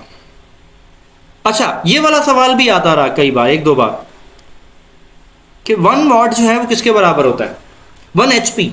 ये एचपी जो है ना, ये किसका यूनिट है, ये भी पावर का यूनिट है। तो ये बात भी याद रखना कि एक एचपी में 746 वॉट होते हैं। मेरी बात समझ आ रही है, ठीक हो गया, आगे बढ़ दो। अच्छा जी, ये दो फार्मूलाज है, एक तो ये स्प्रिंग के लिए, ये तो मैंने ऊपर बता दिया कि स्प्रिंग का वर्क डन का फार्मूला ये होता है। अच्छा, एक वर्क डन कैपेसिटेंस में भी होता है, यानी कैपेसिटर में भी होता है, और वो वर्क फार्मूला जो होता है वो क्या होता है, W is equal to 1/2 C V square का। ठीक है, सी क्या है इसमें, कैपेसिटेंस है,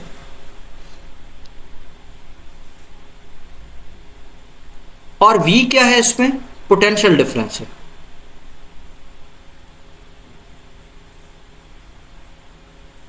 सही हो गया। तो था, ये तो थी पावर की कुछ कुछ बातें। फिर आगे टॉर्क में भी कुछ आया था। टॉर्क क्या है, इसको टर्निंग इफेक्ट भी कहते हैं। ये तुम लोगों ने तो इसी तरह याद कर रखा होगा ना, टर्निंग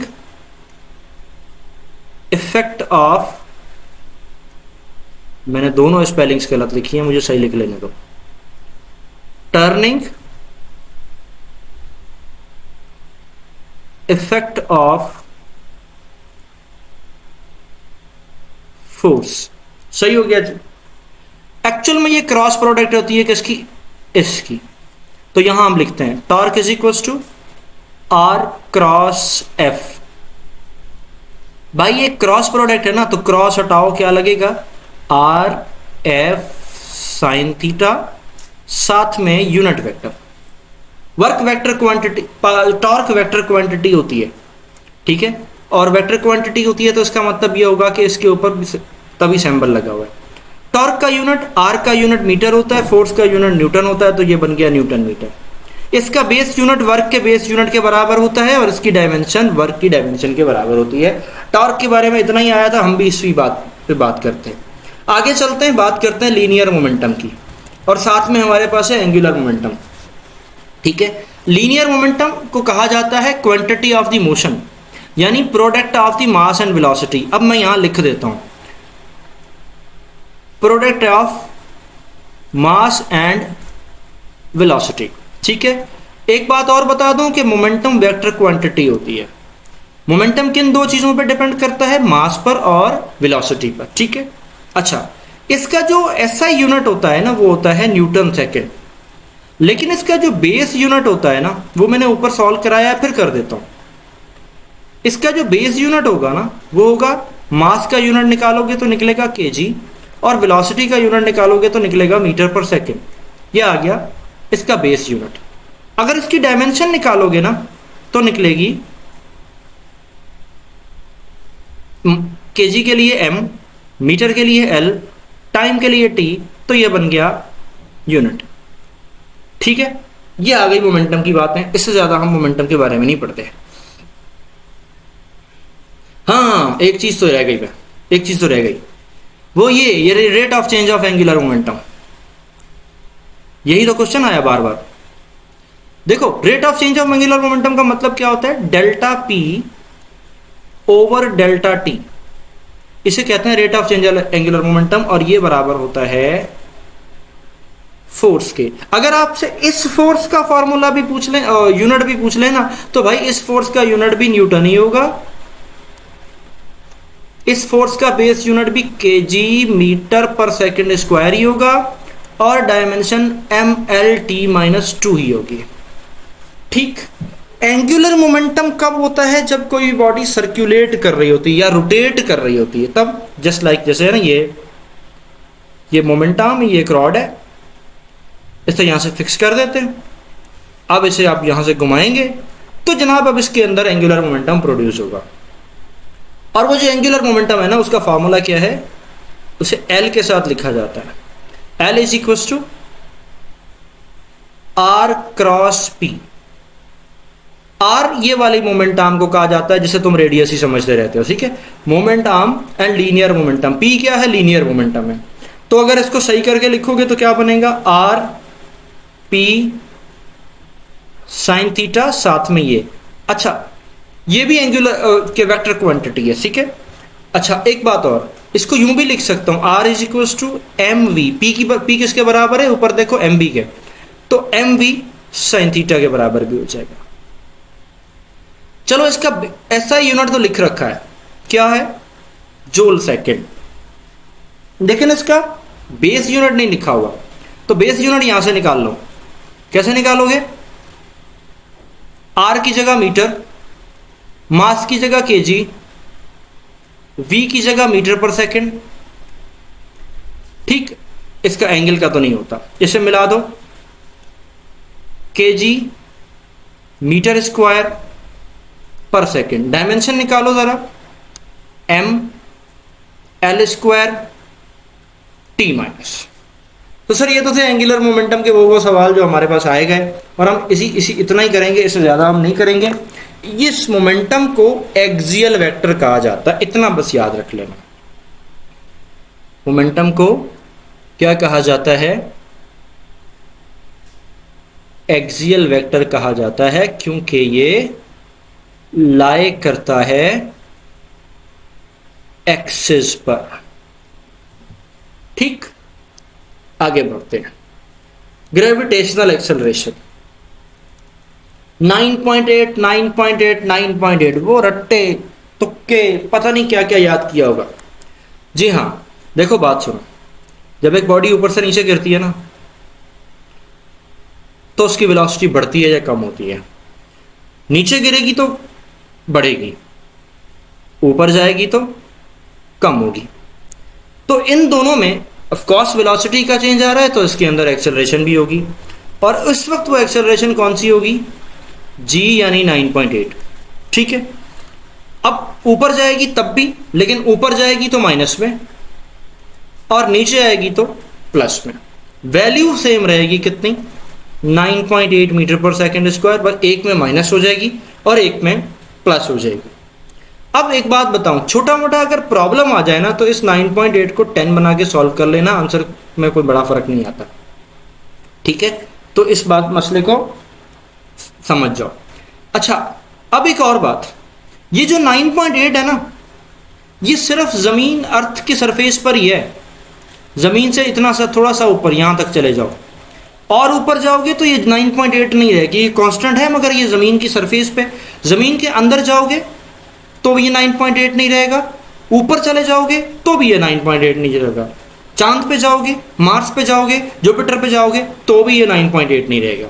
ये 9.8 कहाँ पर है? सिर्फ यहीं पर है। तो आप इसकी वैल्यू याद करो, और इसको ये देखो, हाँ ऊपर की तरफ जा रही होगी तो माइनस, नीचे की तरफ जा रही होगी तो प्लस, वैल्यू सेम रहेगी। अच्छा, एक जी और है जो कि यूनिवर्सल कांस्टेंट कहलाता है, और वो फॉर्मूला का, एक मिनट, वो कौन से फॉर्मूला से आया होगा मैं आपको बता देता हूं। आपने न्यूटन बाबा का फॉर्मूला तो पढ़ा होगा, F is equal to capital G m1 m2 divided by R square. अब इसमें देखो ये वाला जो जी है ना, ये इसे कहते हैं यूनिवर्सल कांस्टेंट। इसकी जो वैल्यू है, एक मिनट, हाँ, इसकी जो वैल्यू है वो ये है 6.6 इंटू 10⁻⁻, यहाँ पे मैंने लगाया, भूल गया, 6.67 इंटू 10⁻11 न्यूटन मीटर स्क्वायर पर केजी स्क्वायर। मगर एक बात बताऊं, ये जी हर जगह कांस्टेंट रहता है। ये जी मार्स पे भी कांस्टेंट रहेगा, अर्थ पे भी कांस्टेंट रहेगा, अर्थ के अंदर जाओ बाहर आओ कांस्टेंट रहेगा, मून पे भी कांस्टेंट रहेगा। पता नहीं तुम लोग चांद सूरज पे जा सकते हो कि नहीं जा सकते, मैं तो नहीं जा सकता, लेकिन अगर जा सकते हो तो वहां पर भी जी की वैल्यू कांस्टेंट रहेगी, उसमें वैल्यू में चेंज नहीं आएगा। इसीलिए तो इसको कहते हैं यूनिवर्सल ग्रेविटेशनल कांस्टेंट। आई बात समझ या नहीं आई? इसीलिए इसे कहा जाता है यूनिवर्सल ग्रेविटेशनल कांस्टेंट। हाँ जी, ये तक था जी की वैल्यूज। आगे बढ़ते हैं। अच्छा जी, अब आते हैं वेव्स पर, और वेव्स की छोटी छोटी सी हम डेफिनेशंस देखते हैं। वेव क्या कहते हैं, वेव किसे कहते हैं? ये तो आपको पता है कि ऐसा फिनोमेना, ऐसी डिस्टर्बेंस जिसमें एनर्जी ट्रांसफर की जाए, उसे हम क्या कह रहे होते हैं? वेव कह रहे होते हैं। ठीक है।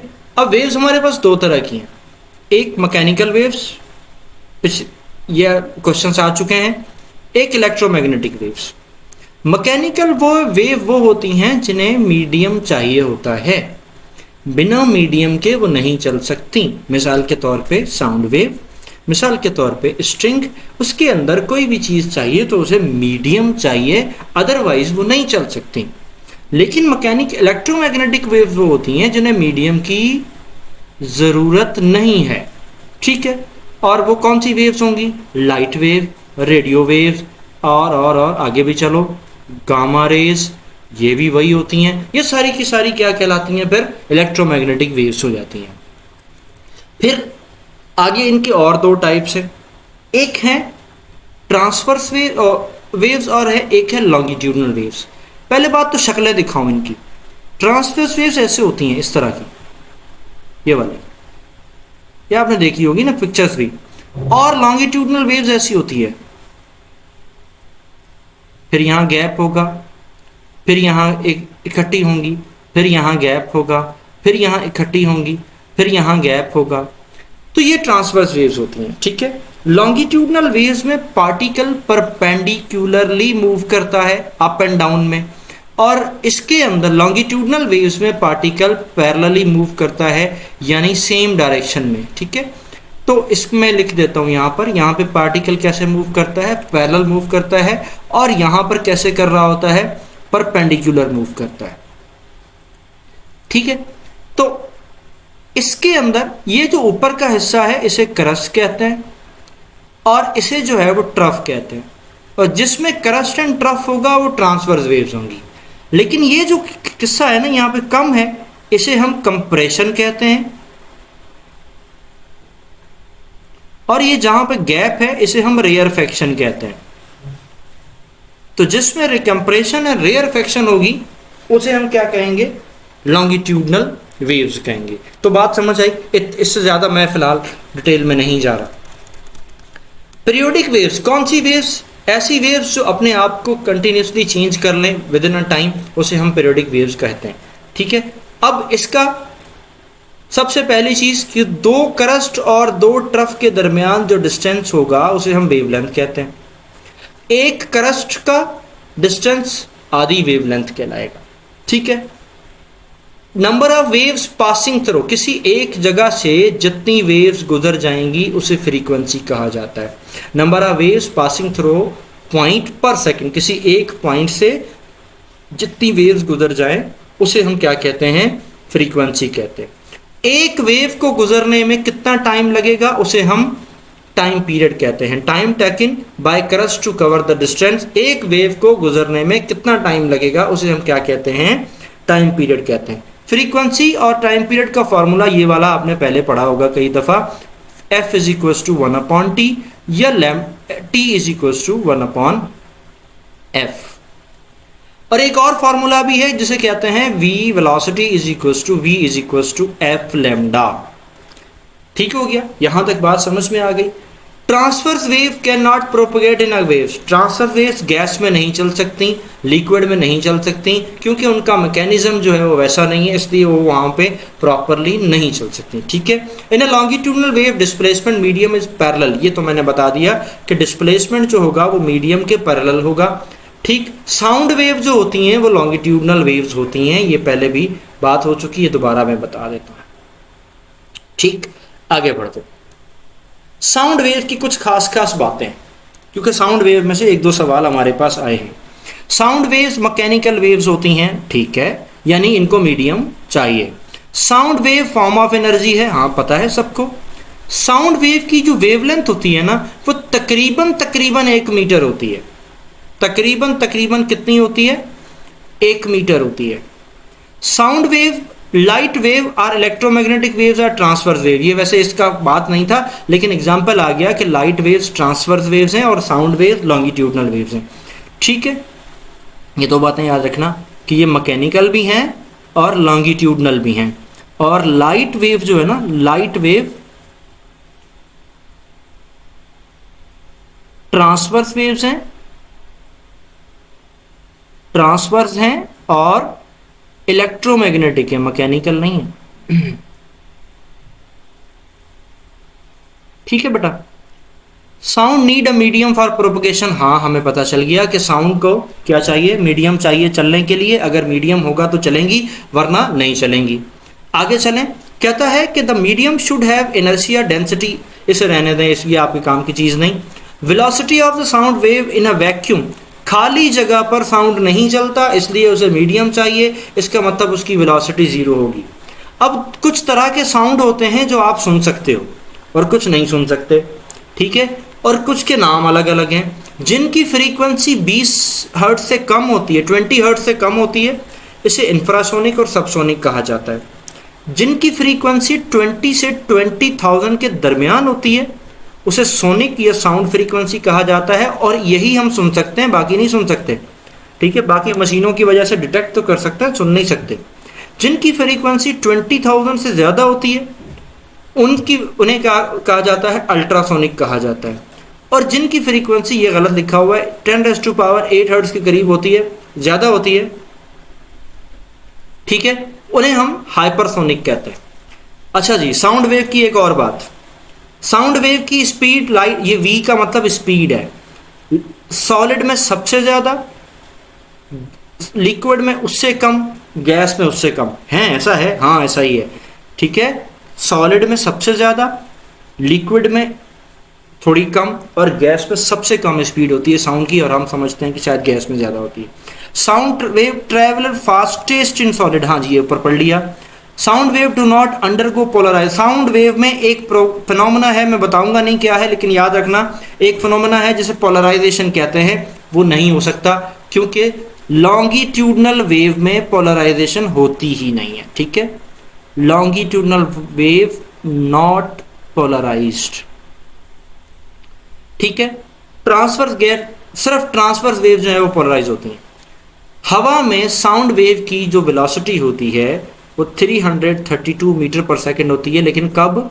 0 डिग्री सेल्सियस पे, ऐसा नहीं कि किसी पे भी, 0 डिग्री सेल्सियस पे।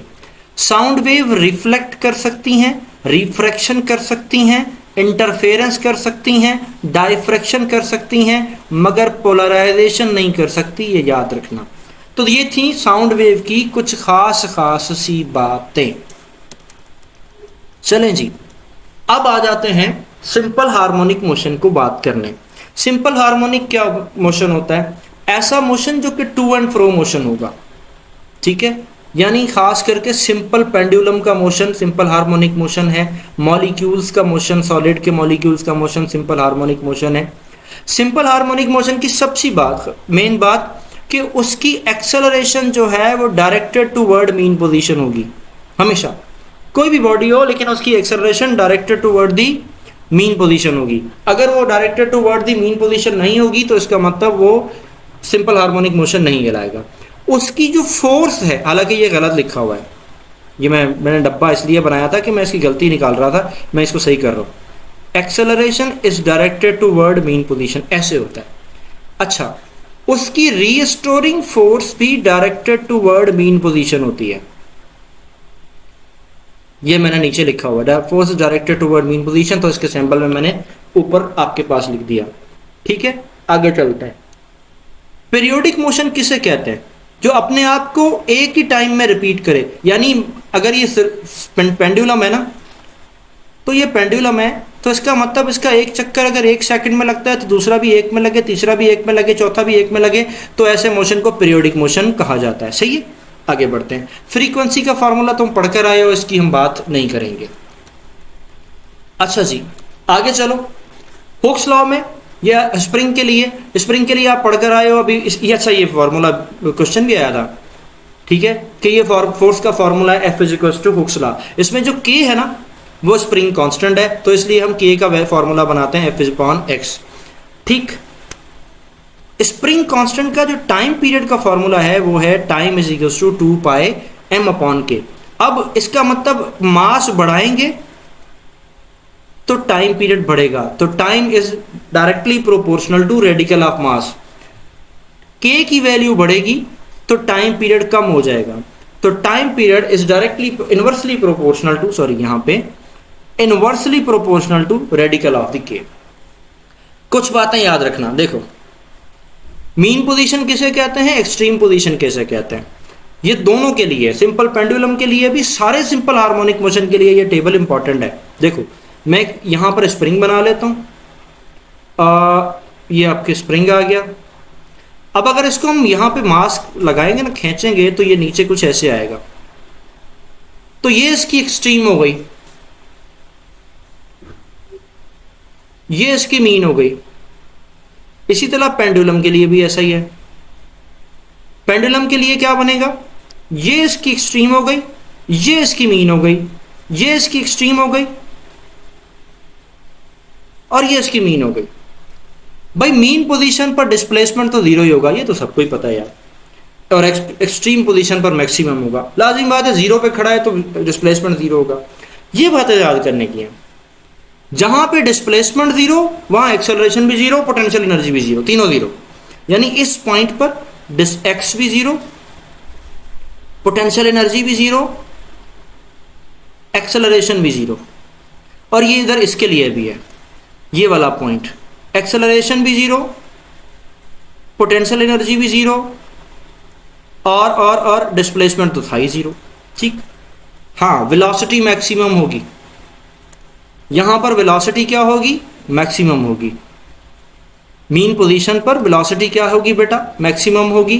काइनेटिक एनर्जी मैक्सिमम होगी, रीस्टोरिंग, बस सारी चीजें जीरो, दो चीजें मैक्सिमम होगी। मैं यहां लिख दूं, फोर्स भी जीरो, हाँ वेलोसिटी मैक्सिमम और काइनेटिक एनर्जी मैक्सिमम। लाजमी बात है, जहां वेलोसिटी ज्यादा होती है वहीं काइनेटिक एनर्जी ज्यादा होती है, दूसरी जगह नहीं हो सकती। और इस जगह आ जाओ जहां पर बाकी सब एक्सट्रीम पर आओगे तो डिस्प्लेसमेंट जीरो था, यहां मैक्सिमम है। पोटेंशियल एनर्जी जीरो थी, यहां मैक्सिमम है। एक्सेलरेशन जीरो थी, यहां मैक्सिमम है। काइनेटिक एनर्जी वहां मैक्सिमम थी, यहां जीरो होगी। वेलोसिटी वहां मैक्सिमम थी, यहां जीरो होगी। एक दूसरे का उल्टा। ये टेबल याद रखना, बड़े काम का टेबल है। ठीक है, सिंपल हार्मोनिक मोशन का एक और एग्जांपल भी है, सिंपल पेंडुलम का। छोटे छोटे से पॉइंट मैंने उसके भी लिखे हुए हैं। ठीक है, एक ऐसी बॉडी, एक ऐसी स्ट्रिंग के साथ एक छोटी सी बॉल अगर हैंग हुई है तो ये सिंपल पेंडुलम कहलाता है। इस पर जो सबसे ज्यादा फोर्स काम करती है वो करती है mg sin थीटा, बाकी नहीं करते। ये तो ये याद रखना कि mg sin theta act on it. ठीक है, लास्ट टाइम एक्सेलरेशन का फॉर्मूला आया था इसका, तो एक्सेलरेशन का जो फॉर्मूला है सिंपल पेंडुलम का वो है a is equal to G upon L X, यहां पे माइनस भी लगेगा। एंगुलर फ्रीक्वेंसी का फॉर्मूला सिंपल पेंडुलम का है omega is equal to G upon L. ये एंगुलर फ्रीक्वेंसी का फॉर्मूला है, ये मैक्सिमम वेलोसिटी का फॉर्मूला है, ये टाइम पीरियड का फॉर्मूला है। हाँ, टाइम पीरियड के पर क्वेश्चन आ सकता है कि टाइम पीरियड का फॉर्मूला देखो, ये ऐसे लिखा हुआ है ना, द टाइम पीरियड का formula is directly proportional to length, ये जो लिख रखा, और टाइम पीरियड का formula is inversely proportional to G. Length बढ़ेगी तो टाइम पीरियड बढ़ेगा, यानी इसे हम लंबा कर देंगे तो टाइम पीरियड और बढ़ जाएगा, और जी बढ़ जाएगा तो टाइम पीरियड जो है वो क्या हो जाएगा, कम हो जाएगा। ठीक, आगे बढ़ो। खास बातें क्या है इसमें, एक पॉइंट आती है जिसे कहते हैं कि time period is independent of mass. ठीक है, यानी मास जितना मर्जी बढ़ा दें, मानो अगर ये झूला है और अगर कोई मोटा ताजा बंदा भी इसके ऊपर बैठ जाए तो टाइम उसने उतना ही लगाना है, मास पे डिपेंड नहीं करता, जितना मर्जी मास हो, बस बशर्त यह है कि रस्सी नहीं टूटनी चाहिए। Time period of the second pendulum is 2 second. ऐसा टाइम पीरियड सेकंड पेंडुलम जिसका टाइम पीरियड अगर 2 सेकंड है तो उसकी फ्रीक्वेंसी कितनी होगी, 0.5 हर्ट्ज होगी। ठीक है, और उसे हम कहते हैं सेकंड पेंडुलम। क्या कहा जाता है, जिसका टाइम पीरियड 2 सेकंड हो उसकी, उसे हम कहते हैं क्या, सेकंड पेंडुलम। ठीक हो गया जी। Time period of second pendulum has time period of 2 second. हाँ, ये पता चल गया, ये सारी चीज़ें पता चल गई। और इसकी लेंथ भी देख लो, सेकंड पेंडुलम की लेंथ तकरीबन कितनी होती है, 0.999 मीटर या तकरीबन 1 मीटर के बराबर। ठीक, हाँ जी। एनर्जी ऑफ द सिंपल हाथ, आ जाओ, ये फार्मूलाज लास्ट टाइम आए थे। काइनेटिक एनर्जी का फार्मूला क्या होता है, कि एक्स स्क्वायर माइनस, इसको ऐसे लिखा गया था, मैंने जो लिख के दिया था वो कैसे लिख के दिया था, ऐसे 1/2 के एक्स नॉट स्क्वायर और एक्स स्क्वायर, ऐसे लिखा था। ठीक है, तो ये बाद में से सॉल्व करेंगे तो ये ऐसे आ जाएगा। ये पोटेंशियल एनर्जी का फार्मूला था इसका। आगे बढ़े। हाँ जी, कैपेसिटर क्या होता है, क्या होता है जी कैपेसिटर? एक ऐसी डिवाइस या एक ऐसी अरेंजमेंट जो कि sufficient quantity of the charge को स्टोर करती है, यानी एक limited quantity of the charge को क्या कर सकती है, स्टोर कर सकती है। ठीक, दूसरा, अब सीधी सीधी सी बात है, कैपेसिटर क्या होता है, ऐसी कोई दो प्लेटें होती हैं, सुनते रहना, इन प्लेटों का एरिया को कहते हैं A, area of plates, area of plates. ठीक है, और इन दोनों के दरमियान को कहते हैं डिस्टेंस को डी। ठीक है, इसे कहते हैं ए। ठीक, ओके। इनका जो फॉर्मूला होता है वो होता है Q is equal to C V. Okay, C जो है ना ये कैपेसिटेंस है। अब एरिया बढ़ाएंगे तो कैपेसिटेंस बढ़ेगी, ये बात याद रखनी है। डिस्टेंस बढ़ाएंगे तो कैपेसिटेंस कम हो जाएगी, यानी एरिया के इनडायरेक्टली प्रोपोर्शनल है और डिस्टेंस के इनवर्सली प्रोपोर्शनल है। ठीक है, जो कि मैंने यहाँ लिखा हुआ भी है। आगे बढ़ता हूँ। कैपेसिटेंस में क्या क्या बातें आ गई कि दो, आपके पास सिंपल दो प्लेट्स हैं और ये बातें आ गई कि directly proportional to area of the plate, inversely proportional to distance of the plate. ठीक है, ओके। इन दोनों के दरमियान अगर मीडियम लगा देते हैं ना तो कैपेसिटेंस और बढ़ेगी। इसका मतलब directly proportional to the dielectric constant भी है, ये भी याद रखना। ठीक, ओके। कैपेसिटेंस 1 फैरेड किसके बराबर होता है, 1 कूलम पर वोल्ट। ये ठीक है। यूनिट ऑफ द कैपेसिटेंस क्या होता है, फैरेड होता है। कैपेसिटेंस किसके बराबर होगा, यहां से निकाल के दिखा देता हूं, C is equal to Q upon V। Q की जगह कूलम, ये आ गया वोल्ट, ये बन जाएगा किसके बराबर, 1 फैरेड के बराबर बन जाएगा। ठीक है जी, ये थी बस खास खास बातें जो कि हमने पढ़नी है। लेकिन हाँ, इसकी सीरीज और पैरेलल कॉम्बिनेशन लाजमी पढ़नी है हमने। ठीक है, कि कैपेसिटेंस को सीरीज में लगाते हैं तो क्या होगा, पैरेलल में लगाते हैं तो क्या होगा। तो पहले तो एक काम करते हैं, सीरीज में लगा लेते हैं। सीरीज में क्या होगा, देखो आप यूं लगाएंगे, ये आपका एक कैपेसिटर आ गया, ये आपका दूसरा कैपेसिटर आ गया, ये आपका तीसरा कैपेसिटर आ गया, और ये आपके पास बैटरी आ गई, ये प्लस माइनस या फिर ये प्लस। ठीक है, ये एक सर्किट बन गया। ठीक है, इसके अंदर सिंगल पाथ होता है, सीरीज में सिंगल पाथ होता है, रास्ता एक ही होता है। इसमें जो फॉर्मूला है कौन सा, Q is equal to C V. इसमें देखो तीन चीजें, एक चार्ज है, एक पोटेंशियल डिफरेंस है और एक कैपेसिटेंस है। तो एक रास्ते में चार्ज सेम रहता है, नोट कर लेना। ठीक है, क्या सेम रहता है, चार्ज सेम रहता है। उसके बाद क्या चेंज होता है, पोटेंशियल चेंज होता है, यानी चार्ज सेम रहेगा, पोटेंशियल वेरी करेगा। तो क्या बन जाएगा टोटल फॉर्म कैपेसिटेंस का, फिर फॉर्मूला क्या बनेगा, 1/c is equal to 1/c1 plus 1/c2 plus 1/c3। 4 होते तो C4 भी आता, 5 होते तो C5 भी आता। फिर अगर पैरेलल पे आ जाए तो क्या होगा, पैरेलल पे आते हैं तो ऐसा हो जाएगा, देखो कि मानो एक कैपेसिटर ये लग रखा, मानो एक कैपेसिटर ये लगा रखा, एक कैपेसिटर ये लगा रखा, ये 3 रास्ते बन गए और इन तीनों को यहां से जोड़ के बैटरी के साथ जोड़ दिया। तो पहली बात तो सिंगल पाथ हुआ ही नहीं, मल्टीपल पाथ हो गया, है ना। मल्टीपल पाथ हो गया तो मतलब चार्ज बढ़ जाएगा, आधा उधर आधा उधर आधा उधर। तो इसका मतलब ये होगा कि चार्ज वेरी करेगा। अब क्या रहेगा, पोटेंशियल डिफरेंस जो है वो क्या रहेगा, सेम रहेगा, और चार्ज जो है वो क्या हो जाएगा, से वेरी करेगा। तो इसका मतलब मैं यहां लिख देता हूं क्या, कि चार्ज वेरी करेगा और पोटेंशियल डिफरेंस वहां लिखा हुआ है वो क्या रहेगा, सेम रहेगा। ठीक, तो कैपेसिटेंस का जो फॉर्मूला बनेगा वो क्या बनेगा, C1 plus C2 plus C3।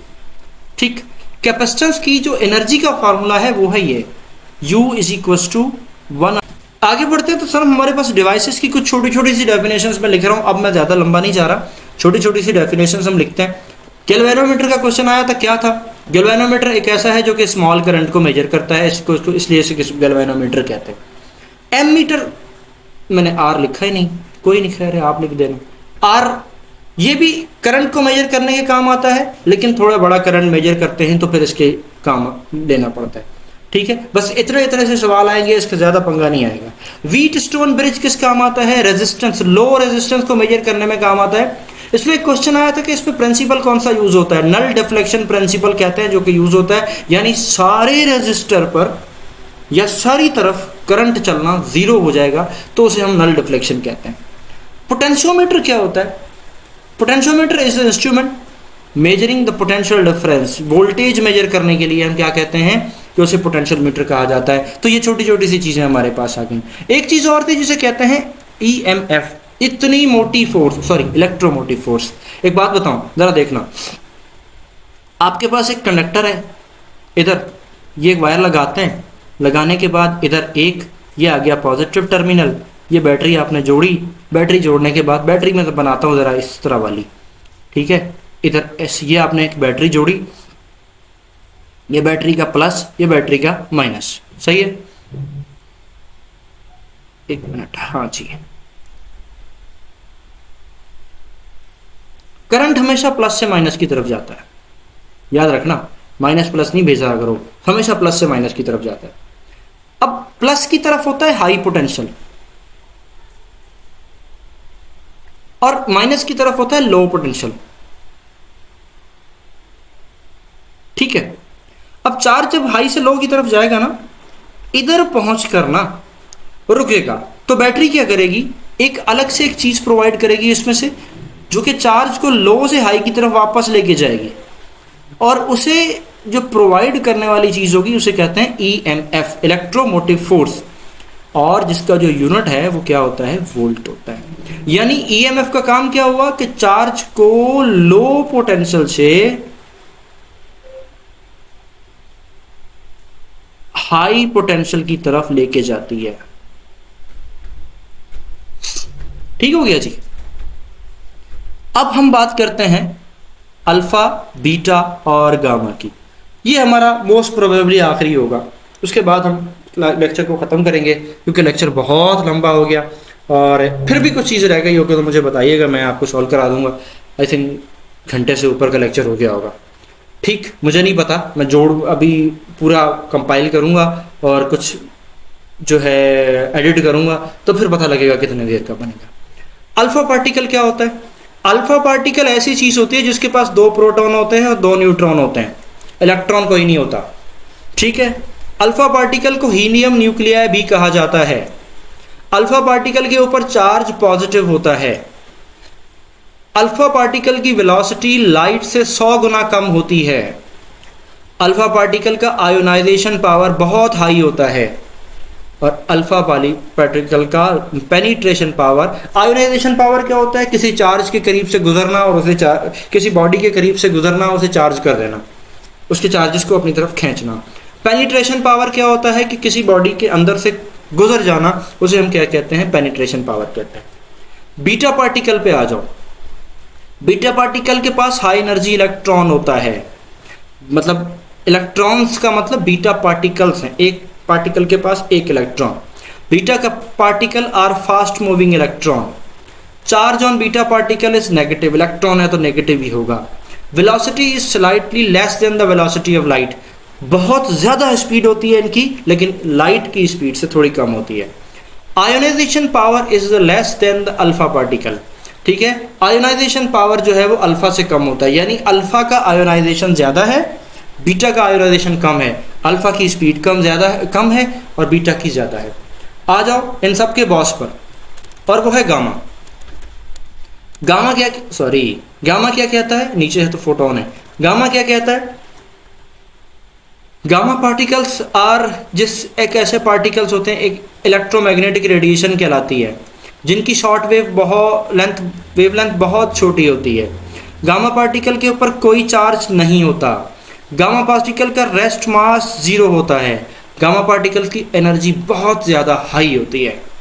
Gamma particles are electromagnetic in nature, gamma particle electromagnetic nature में होते हैं। गामा पार्टिकल न्यूट्रल होता है, ये ऊपर पढ़कर आ गए। गामा पार्टिकल की वेलोसिटी स्पीड ऑफ लाइट की वेलोसिटी के बराबर की होती है।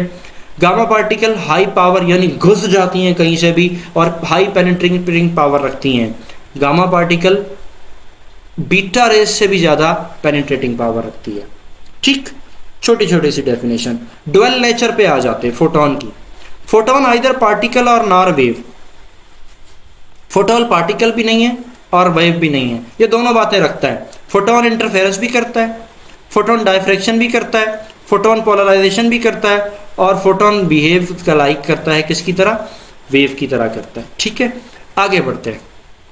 फोटोन एब्जॉर्प्शन भी करता है, इंटरेक्शन भी करता है मैटर की तरह, ठीक है। लेकिन ख़ास बात यह है कि फोटोन का रेस्ट मास जो है वो 0 होता है। मान लो कि फोटोन के पास डुअल नेचर है, ना ये हम में है ना ये तुम में है, बस ये हम तुम है, ठीक। आखिरी चीज़ मैं बताना भूल गया तुम लोगों को यहाँ पर कि भाई स्पीड ऑफ लाइट की बात कर दूँ ज़रा, मैं भूल गया था करना, मैंने लिखना भी भूल गया। स्पीड ऑफ लाइट की बात कर लो ज़रा, होती कितनी है?